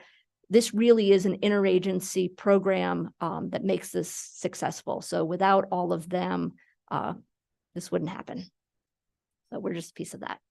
Great. Excellent. Congratulations and thank you for those efforts. It's always wonderful to be able to help somebody kind of get stabilized and reintegrate. Mary, did you want to add anything? Yeah. Oh, wow. That was it. Anyway, thank you so much. That is, it's incredibly encouraging. It's just like our Veterans Village that has had, 20 veterans that have moved on. What a outstanding program. And this one too. We have a lot of veterans here, but it's really wonderful to know that we can actually make such a positive difference. Thank you for all your support. Did you, that was a lot of information. Did you share with us kind of how much time a person is spending in this program, to graduate? Yeah. So the majority of our program participants are track 2. So they're in for a minimum of 14 months. If they have any kind of challenge along the way, we extend that program participation. Once a month, we meet at the Vet Center as our VIS group, or they meet in front of Judge Miller in the Deschutes County Court. They have support group meetings each week. They have to meet with their mentor each week. And then based upon them as an individual, they may go to additional support group meetings, maybe AA or maybe a church group that they're involved with. And they'll have to do their own specific treatment based upon their own individual situation. So for the program participants, there's a lot of things that take up their time and require their commitment to the program. So a significant number of hours each week for 14 months for track 2 participants. That's And actually, I should also mention, within our community to help support this, we have veterans that work with the vet center that serve as mentors. And I'm remiss in not mentioning them, because without those mentors, they are a huge part of the program, and they provide that day-to-day support and that phone call and that meeting for the justice involved veterans that are in the program. Great. Great. Thank you so much. Ashley, do you have the first point then? Victims Assistance Program, the target? Next slide, please. Okay, so our goal is to maintain over 90% of victims who report that after case closure, and so that's after we've sentenced an individual, that they either agree or strongly agree that the Victims Assistance Program help them make informed decisions about their situation. One of the things to note is how we've provided this survey has evolved over the years. I was in the back just thinking of it. So 10 years ago is when I started, and we had a return rate that was much lower than that. So we were around 7 to 8%. And so we modified our return rate by doing phone calls to survivors at the end of cases to really elicit feedback. 12% is actually on the lower end of what I've seen in 10 years. So I had just emailed our IT department saying, I think it's time to get with the times and do like a QR code or some sort of email survey. So right now we offer the survey via phone or mail. We do supply postage in order to increase that return rate. It's really important. These surveys are anonymous. And we are at a 95% satisfaction rate. So 95% of victims that we've worked with say that they either agree or strongly agree that what we're doing is helping them be informed. Next slide, please. And so since July 1st, which is our county year, we have provided services to 2,395 victims. One of the things I've always felt like you guys have asked me for that I've never been prepared with, and so today I wanted to take the time to be proactive, is just talking about who are these people to the defendants. And so you'll see a pie chart in front of you that really breaks down. So 21% of those numbers are businesses in our community that have been victimized in one way or another. That could be Target or that could be Local Joe. You know, the impact is different. So a Walmart is probably not going to notice a theft, but a Local Joe is. Actually had a very interesting conversation with Home Depot, who in general you would think probably would not feel theft impact as much as a local business, but noticed that their electrical wire is now locked up.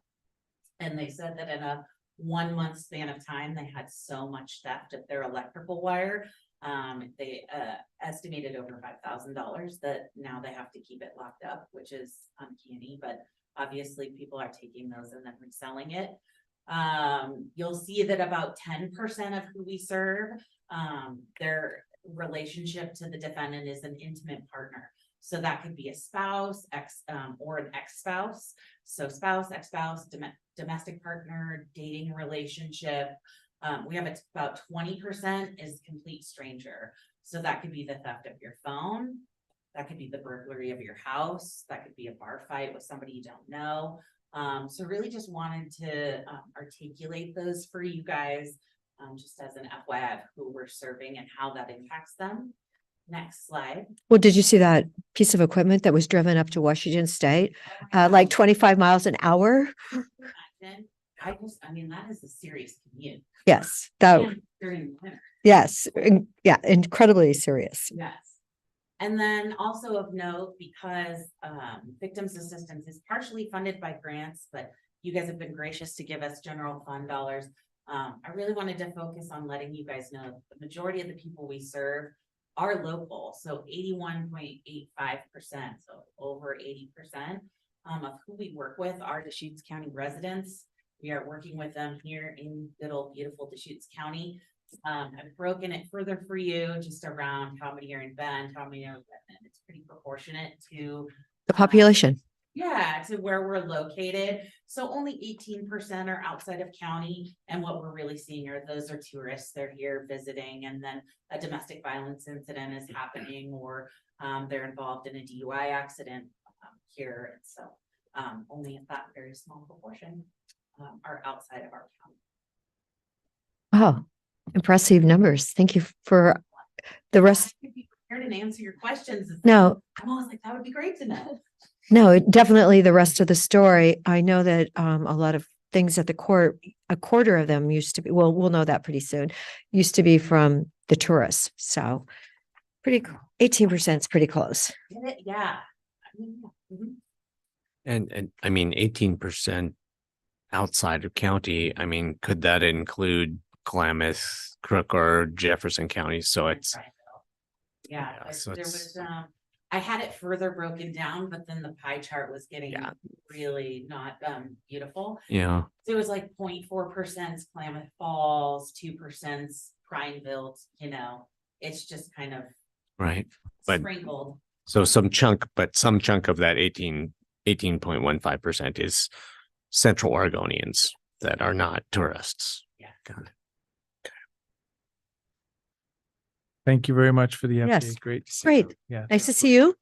Commissioners. Thank you for taking care of those veterans who need a little help and those victims. And I will say, not that mine is irrelevant, but the victims who are participants are the victims.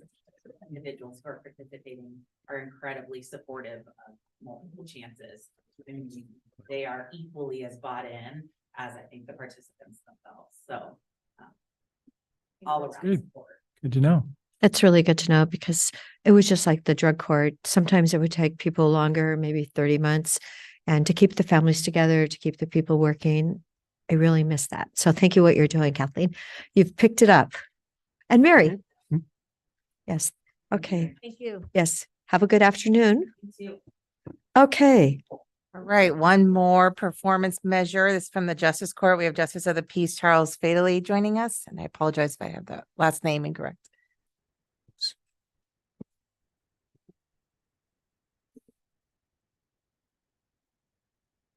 Afternoon. Afternoon. Yes. Good afternoon. Thank you so much for joining us. For the invitation. So I'm just going to read our performance measure. Rate of collection of fines, 50% or above within 90 days of judgment. The rationale follows: enforcing payment of fines and fees holds defendants accountable and promotes compliance with traffic laws. Number one. Number two, timely collection and distribution of fines and fees support law enforcement programs and court functions. And our number for our update last 2 quarters is 82%, which is really impressive. It was so impressive. And a good number, but it doesn't, and I'm proud of it, but it doesn't mean what you think it means.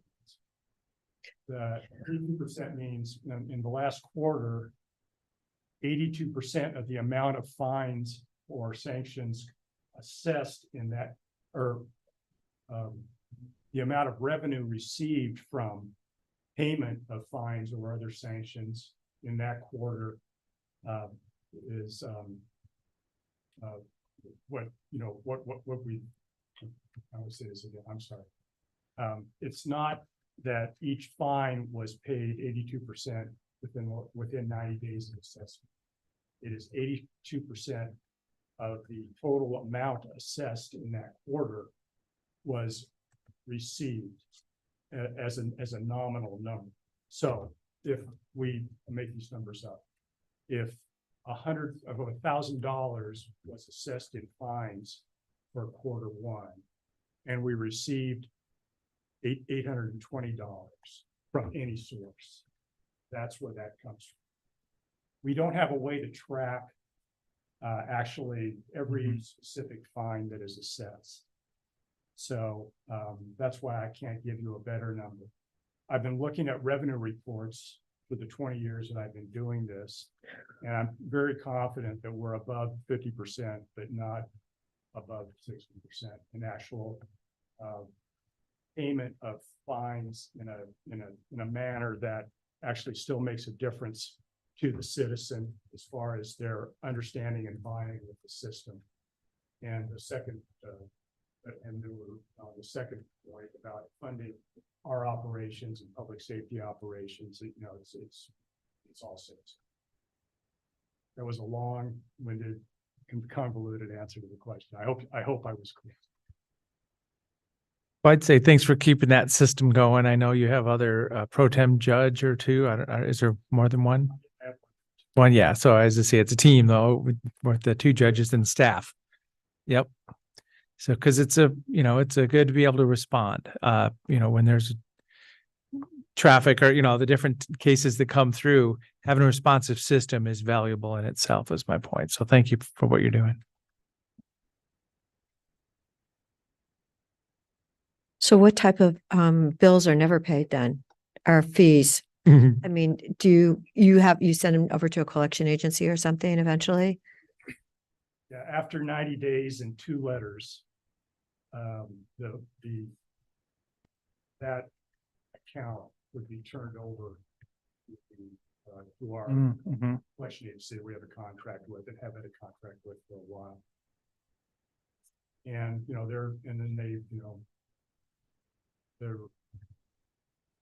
but we have like $2 million in uncollected. That's what I was wondering. Actually, I won't answer a question, but it's some of this stuff's just going to sit there forever. Okay. And the sanction of taking away someone's driver's license, that's not a hammer that you currently have. Yes, the legislature has removed the incentive of maintaining your driving privileges as a reason for you to pay your fine. And by paying your fine, it does not mean that you have to pay the whole fine. We have a payment option in our court, and if the citizen doesn't fulfill the payment option or just doesn't pay anything at all and goes to collections,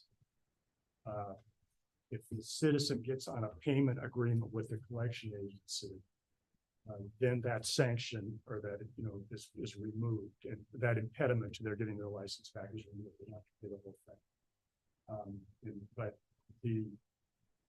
when the legislature decided probably in 2020 to take away the license sanction part of the puzzle, that impacted our collection rate by about 25%. And then since then, Governor Brown in office and Governor Kotek shortly after she came into office attempted to it's called remit all delinquent fines in every court with the noble goal of getting people their licenses back so they could go to work and pay their child support and that sort of thing. They didn't wipe out all the delinquencies because they didn't talk to us about how you do that. So so it wasn't what they intended to do, but they got rid of more than half. There's like a by name list or something, wasn't it? It just showed up. Yeah. It was, we had on our little Deschutes County Justice Court, we had, I think, 10,000 names. And are getting phone calls immediately about why don't I have my license. Anyway, that's not why I came. Yep. But that's part of our environment. But 10,000 is huge when you think of how many people. There needs to be a path forward for people that where they were young and stupid And they neglected a small hole, now it's become a big hole, now they've got a family. Mhm. There needs to be a path forward for those folks to be able to get their garbage. And we work very hard to make that. But this was taking a sledgehammer or just blowing up a system instead. Mhm. Yeah, that's not why I came here, but Yep. Thank you. That's what. Judge, I was told that people didn't even have to take a driver's test. Now they can just get their license. I mean, is that possibly true? It's not true, because I was told if they had a license from another state and they came here, that they would be given a license. If their license was still current and they came here. Okay, I don't know the answer. Maybe. I thought that was still crazy because I remember having to study that book Mhm. and there were all kinds of rules in it that I had, never seen before. So, Yeah, that very well may be true if they can have sufficient ID so that the DMV actually knows what they're dealing with. And DMV could contact their state of where they're currently licensed. They probably don't have to take the test again. They for sure don't have to take the driver's test again. But I can tell you that written test is a lot harder. it's hard. Yes, it's a lot. It's hard. Well, you have to study it. Actually, I learned that. I had to, yes, read it intently. Great. Great to see you. Thank you so much. Thanks for coming today. We're glad you could have a safe drive home. I'm not going home yet because county administrator has more. Oh, Really? That administrator, huh? I do. I'm actually going to step out for a moment and Okay. he's going to come up and we're going to meet for a few moments. Thank you. Great. Thank you, Jen. Still here. Oh, well, I know that. You don't have to get up and leave unless you want to walk back and come back. next item, yeah. Okay, so here we are. Next Tuesday morning. Yep. At dawn. Yep. And so we reviewed this back on February 7th. There was some requested edits and changes. So we made those and we just want to review this one last time before you go before the breakfast. So we can start with slide 2. Oops, let me advance on the right one here. There we go. Slide 2. So the updates to this one, I think is the whole slide actually. So we have the transportation system plan updates. And then we added in the Newbury Country Plan bullet points as requested. So I'll defer to you if you want me to read through the slides or if you want to just provide feedback on each of the slides. And you should have in your packet a printout of the notes section as Right. well. We do. Okay, great. Perfect. Thank you very much. So at the very bottom, scope of work currently delayed. I don't know. Do we have to call it delayed? I mean, it's just it's just a priority of things that we do and we haven't got to it, but Yeah, great. there you go. Yeah, I thought it sounded kind of hard. yeah. Well, Like we're missing something. good afternoon, Madam Chair, members Yeah. of the commission, Peter Gutowski, Community Development Director. I worked with Jan. I was the one who wrote that language. Just for context, we can certainly take it out. I just wanted to own the fact that the scope of work is being delayed, and I can explain why. We have there's 2 reasons that we have. Well, so yeah, for you sharing with us today, we'll be able to share to the group. I think of it as the city of Lapine is working on their comprehensive plan and we're going to get back to this. But yeah, please finish your thought. I'm just Just letting for you know. context. Yep. We have 2 applicant initiated text amendments that were submitted right at the time we were beginning to develop a scope of work. And we've always processed applicant initiated plan amendment zone changes or text amendments so that those applications forced us to kind of reprioritize. The other thing that we were mindful of is there was the DEQ letter that we got in December, and I wanted to make sure that the Newbury Country Plan scope of work wasn't getting ahead of what the board's expectations were or are in terms of kind of what are the next steps. Is there some programmatic element that may warrant just focusing on an aspect of South County from a groundwater standpoint that would potentially cause the Newbury Country Plan to be kind kind of postponed for a few months. The third piece just offered is our planning commission. I anticipate, if not this Thursday, the first meeting in March, the planning commission will be finished with their review of the comprehensive plan update. So that, you try to estimate the amount of time that's going to go in to get that comprehensive plan document in a position to be in front of the board. The planning commission, totally understandable, just needed a few more meetings to kind of work through the public testimony.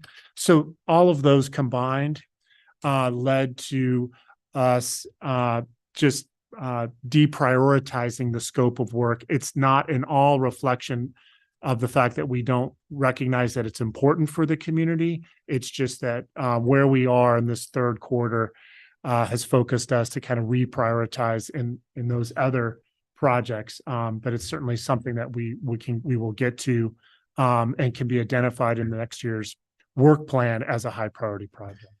So probably put the groundwater protection slide in front of the solid waste slide then, just because those, I understand that logic of let's not do the comprehensive Southern Deschutes County Newberry Country Plan if we got a big variable in the middle of it. I mean, and it's always out there, but we can talk about the concept. And then also, is there any Terrebonne community plan being discussed right now? There isn't, only because the board prioritized the Newberry Country Plan over. So yeah, neither one though, but yeah. As you acknowledged, one of your first agenda topics today was looking at the match that the county's providing for the Redmond wastewater treatment plant. So I think the sense that we had from having a conversation with the board is there's a lot of extensive conversations happening in Terrebonne related to sewer. It makes sense to focus on Newberry Country now. I certainly anticipate in the next several years, the Terrebonne community will be ripe for revisitation in the way that Tumalo was. So, we're talking to the joint chambers, Lapine and Sun River. And when we talk about the Newberry Country Plan, maybe even get a copy for us, because I mean, that's valuable because there's a lot of people that have moved to the area and things have changed. We kind of have this gap called COVID-19 where we're like, oh, what happened here? But even just looking at what we were thinking in 2013 is so valuable for anybody and everybody in the room. So if you could just get me a copy of that chapter, and maybe all of us, but. So I think we should move, the groundwater up ahead of solid waste. Okay, great. So I'll move slide 4 to slide 3.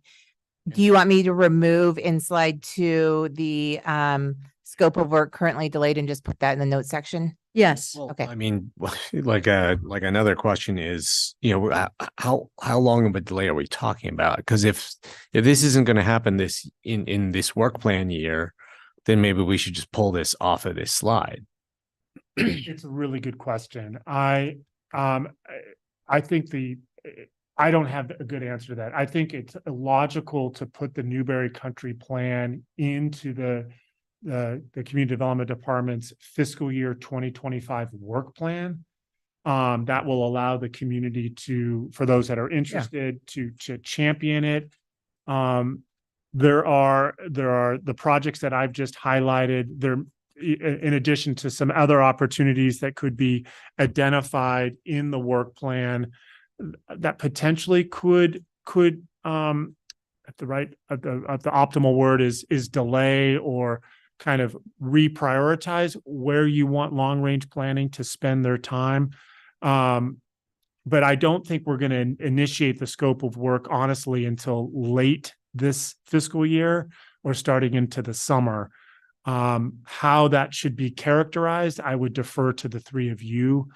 And again, it's not for a lack of recognition. It comes down to that continuous theme of just our bandwidth within the department right now. I would propose that we replace the scope of work currently delayed to note City of Lapine is doing comp plan. And I think Jeff Wolfschlager may be there. He'll speak to that. But for that group of people, okay, the City of Lapine with a footprint, and then we're talking Newberry Country Plan. So it just puts it in scope.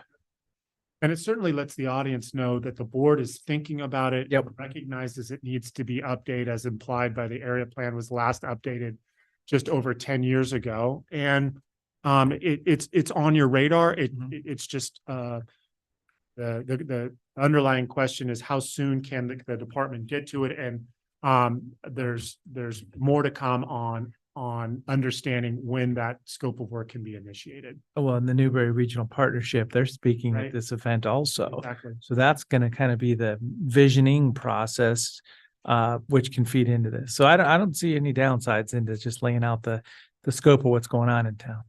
I mean, I don't, I think it's the city of Lapine's job to talk about their own comp plan, but I do think we could just say,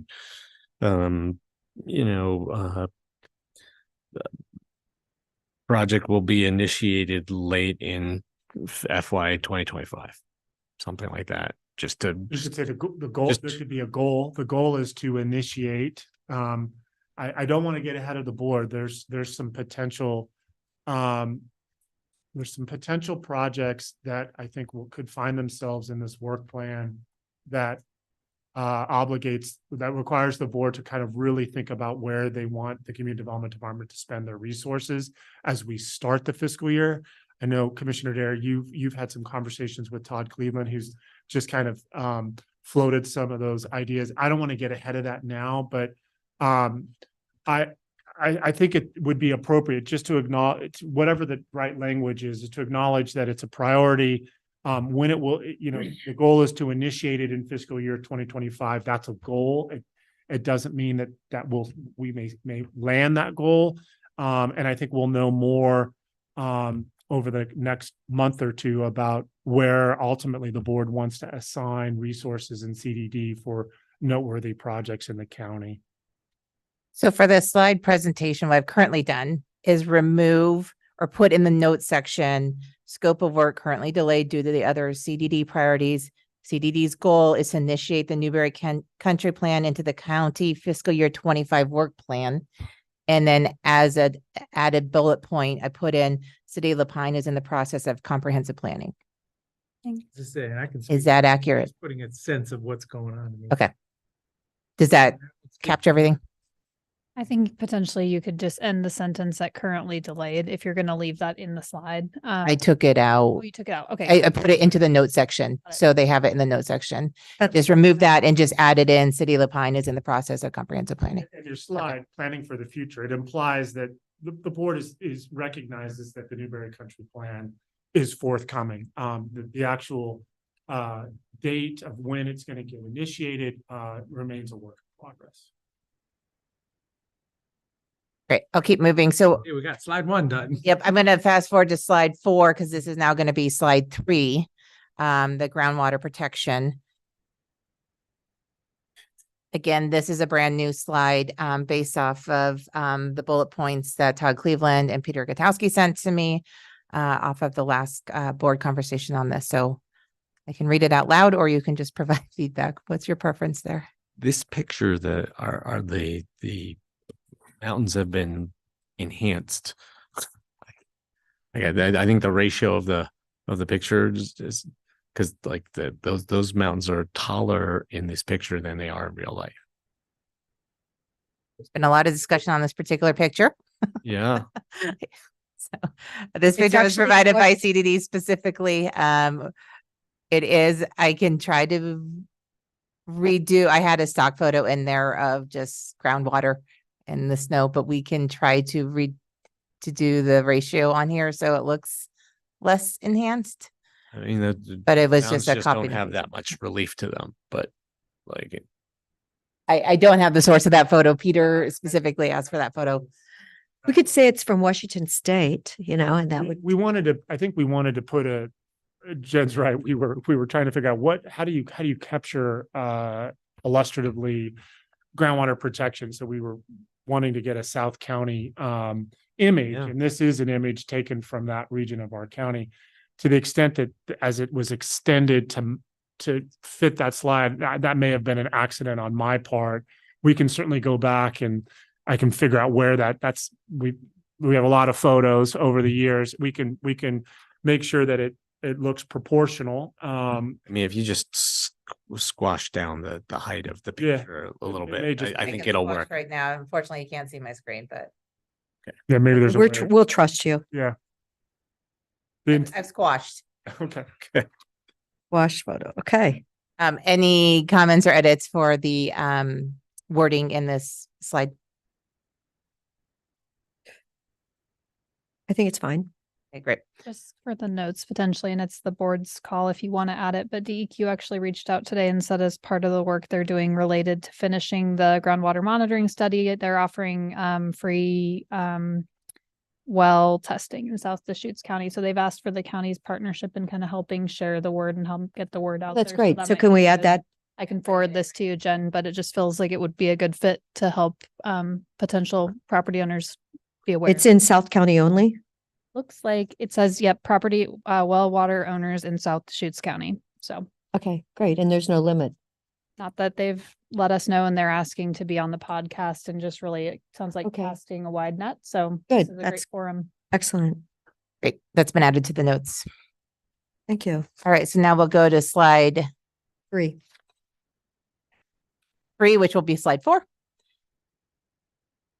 Solid waste landfill siting. So again, solid waste, Tim Brunel gave some language and some context in the notes section here. So I'll just give you a minute to peruse that and see if you have any comments or edits to that. It was on the news this morning. Oh, I missed it. No, the KBND news about the sites. Oh, I saw there was They pulled it from the meeting yesterday. yeah, and either KTVZ or Central Oregon Daily did an article that I read yesterday Okay. evening on it. So, is Commissioner Jabon, are you doing the planning for the future one? We're all going to introduce ourselves to begin with. Yeah, there's 3 planning for they all 3 slides 2, 3, and 4 have the same heading and then they have separate subheaders. Okay, well, I'm just trying to figure out, are we all going to talk about it or do we have assignments? The first I will defer planning. to you, but I can put in notes if we want. Okay, the first one, do you want to do that one, Commissioner Jabon? Which is the. Transportation and Newbury. Yep. Okay, then 3 will be the water. Do you want to do that one, Commissioner Chang? Sure. So then what do I get a plan for? You The get transfer. waste slide. Okay, great. That's my alley. Great. Okay. And then we will move forward. I don't believe there's any other changes to the slides. What you will see for the housing and land investments, which got brought up in the last discussion, is the note section on this that addressed some of the questions about making sure that there was details about all of the county's donations and support of land. Oops, I have it on the wrong slide. Did we I skip over one? No, but No. did we have the 100,000 on here that we gave to Habitat for, It is. So in the bullet points on the notes, Yes. the third to last bullet point under housing projects or the third down. Sorry. What's on the slide is just the land donations and land sales, not any money that was, but yes, we did actually donate 100,000 for ARPA funds for houses that needed to be repaired for Habitat's program in South County. so Okay, so under land donations, I'll put in $100,000 donation. I'll get Just, it was actually cash. It's money. So this slide currently deals with land sales and land donations. There was also like a significant amount of ARPA investments, like, basically funds provided for both at least for Habitat. I thought there was something else in South County on that list, but it would be, so it'd be nice to add the funds as well as discussion of pieces of land. Okay, great. So I probably will change the heading then from land donations to land investments, Some of them were land housing investments. Some of them were discounted land sales. Some of them were donations. Okay, so I will put in the sub bullet ARPA investment funds provided for Habitat for Humanity and see if there's another one. I'll sub bullet it out the exact dollar figures on that. Great, thank I you. mean, you could like to rearrange a slide. You could just say housing investments, and you could have one heading that was discounted land sales and land donations, and list all these projects, and then you could have money, like But then, how much money was provided to Habitat, and if there were any others. and then it's actually, they paid for 1 acre. So you've got 5.02 and it's really, we donated 4 acres and they paid for 1 acre. Yeah, so if the So you heading need to- was you need if to the heading correct was- that. If the heading was discounted sales and donations, then it's okay to, because that's both. It's got some discounted land sale and No, they paid 50,000. That was not enough of that was pretty, that was a pretty steep price. that was the assessed value. It wasn't necessarily the market value.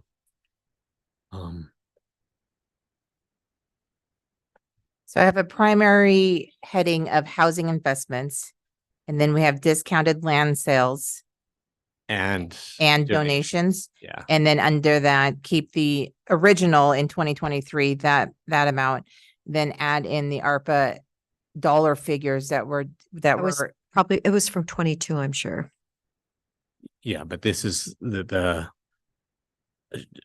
in 2023 is just the housing, just the land sales and land donations. And then we're talking about another heading that says, fund investments. Financial investments. I was wondering why we have that 22 information for selling the lots in, because we actually sold those lots. I mean, it was in 22. Which ones? It's on the second page. In the note section where Yeah. 2022 county also sold numerous lots in the Pine Industrial. I mean, could that maybe go with economic development on the next one? Yeah.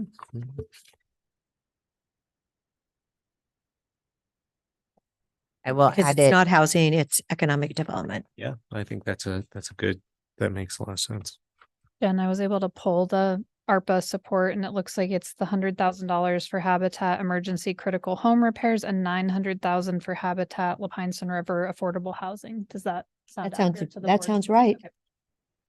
But Habitat was the only one in South County.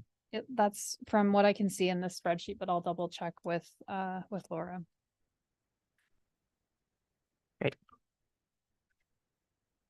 Okay, so we have economic and legislative. Okay, so there's 3 sections left. Okay, so for economic development, I'm also going to add in the 2022 bullet point from the notes section of the housing slide. Yes. Great. So Commissioner Chang, which one would you like of the last 3? Happy to do any of those. Okay. Mr. DeBonne, what would you like? Economic development. Okay. Alrighty, I'll do, if you don't care, I'll do the housing, then you can do the legislative. That'll work. Great. And is there any other feedback for slide 6 or 7, the economic development slide and the legislative priority slide? Apart from that one little ad, there was no other comments from our last review of this one. So I just wanted to. Nope. Great. I will shore up that housing development slide, do a little rearranging and then get you the Fresh final. copies? Pardon? Fresh copies? Fresh copies. Yes. I'll do electronic and hard drive in your inboxes. So are we thinking like we have 20 minutes or something? Since there's 3 groups speaking, or did we ever get a time from them? Yeah, sorry, I forgot to get time from them. Okay, Full disclosure, I forgot to ask that question. that's okay. 15, 20. Yeah. And you know how we love to talk and somebody's gonna have a big timer in front of us so that we keep it down. Great. Thank you so much. Do we have any executive today? We have a couple other items, but I defer to the board if you'd like to do commissioner other items first and then hear. Okay, yes. Any other items? All right. I think Jen has 3 letters of support. Okay. And these will be new to you. One of them I just got it maybe 2 hours ago, so.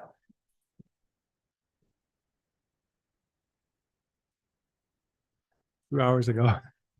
Well, it was. We've been here for 3, yeah, or. I haven't been down there. It was the Yep. UGB expansion.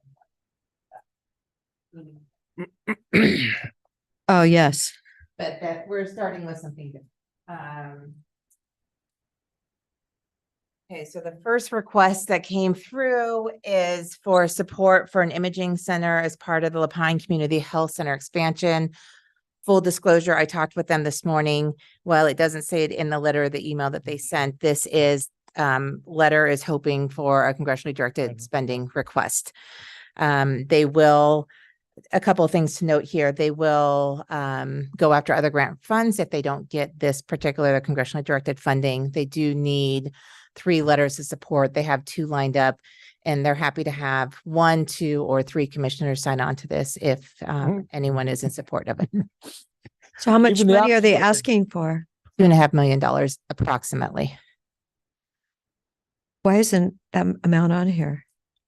Yeah, I called them and asked them how much. And she couldn't give me an exact number over the phone. Her computer was frozen, so it's an approximate amount. Okay. 2 years ago, they asked for about 3 million, and I believe they received that. And they're unsure of their chances on this round, but they're hoping for it. And if not, they'll pursue grant funding in other means.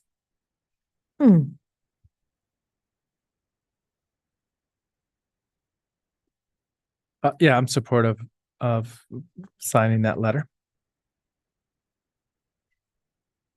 It's federal. I'll sign state ones. And Commissioner Chang? Yeah, I mean, on the one hand, they, you know, I worked pretty hard to help them get $3.1 million of congressionally directed spending funding a year and a half ago. So, it does feel like a lot piled on top of that, but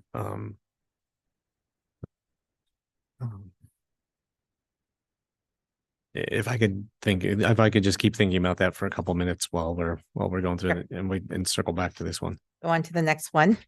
And this very, very clearly states this is a congressionally directed spending request. This is received this from the city of Redmond. This is funding request specifically for the Cinder Hollow Affordable Housing Partnership between the city of Redmond and Rooted Homes. They're looking for $2 million. Is this the project on Antler? No, it's by the cemetery. Side Hill. County. They bought it for, Center bit. yeah, they bought it from us for a whopping 247,000. I thought I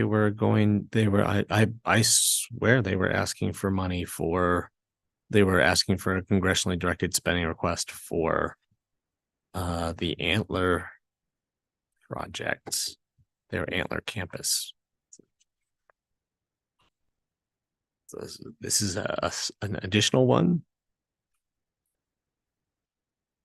In their original email, they said they were going to send a couple of letters for requests, and then this is the only one they ended up submitting. So I'm not sure if they narrowed their priority on the request, or maybe perhaps Whitney has additional. No, just that we can follow up with Keith to get clarity on that. If this is maybe the first one that came through, or if they've determined that they've prioritized and this is the priority. This is the only one left. Yeah, and I think they're aware the deadline for particularly these 2 US senators to get the request in is on the 25th. So Sunday.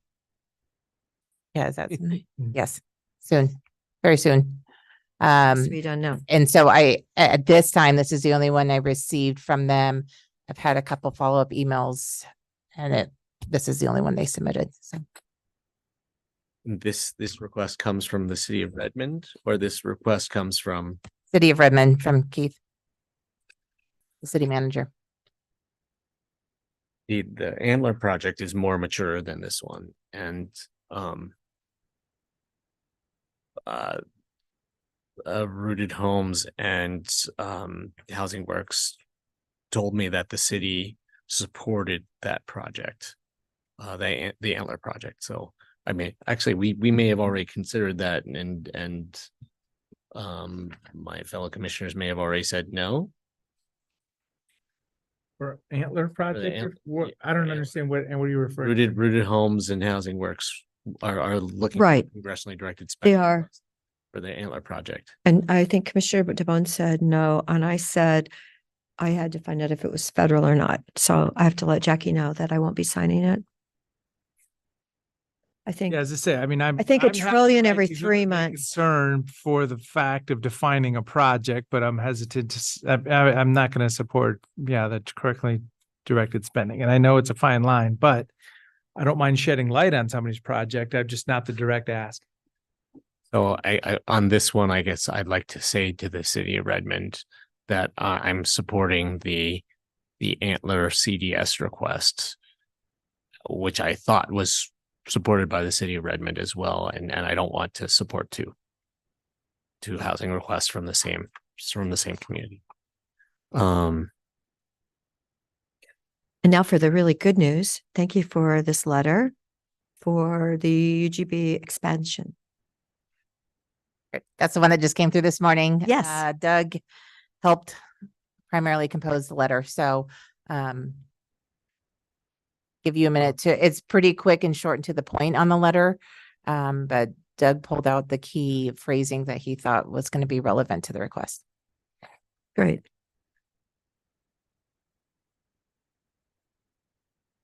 I'm happy to sign this letter. Well, I'm kind of neutral on it. I mean, I don't mind signing it, but yeah, I mean, it's a shame we're putting effort into the, trying to put the exceptions in a process that's, Well, just remember last time Ben didn't have 6,000 acres that they might have had if things would have gone a little differently. So anyway. well, as I say, I mean, I guess I envision City of Bend has gone through a lot when they knew they needed to grow 15 years ago. Cost a lot of money. It took a lot of time to do this. City of Redmond put the urban reserve plan in place. So when they need to grow, they know how to, where they're going to go and what the next steps are. City of Sisters probably needs to take a step like this just because they are bouncing off their edges there, but they're working through the comprehensive process of that. City of Lapine is going he's not going to need this for a long time. So as I say, there's only one city I see is really tangible. I mean, I believe that this is an opportunity that would be available to the city of Sisters as well. Oh yeah. All the city. Yeah. So I'll sign it. Okay. So do we sign one of these or? If we do have the support of all three commissioners, we can just sign right now. Okay. That's what I was thinking. Be great. I mean, the first and second sentence are kind of funky together, but it's close enough. So if you're signing right now, I can come collect it and we Yes, can get it. we're going to hand it to you. And that is my time here. Right. Oh, coming back to the community health center, I'll sign that letter. Okay, great. So we have this. Oh, sorry. Yeah, that's right. So we have the support of Commissioner DeBonne and Commissioner Chang. I'll just update the signature line and then send to Brenda for routing. Great. Thank you. Thank you.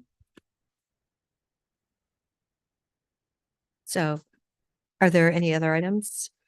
Are we good to go? I will be out on March 4th. I'll be traveling for a family wedding. So that's a Monday.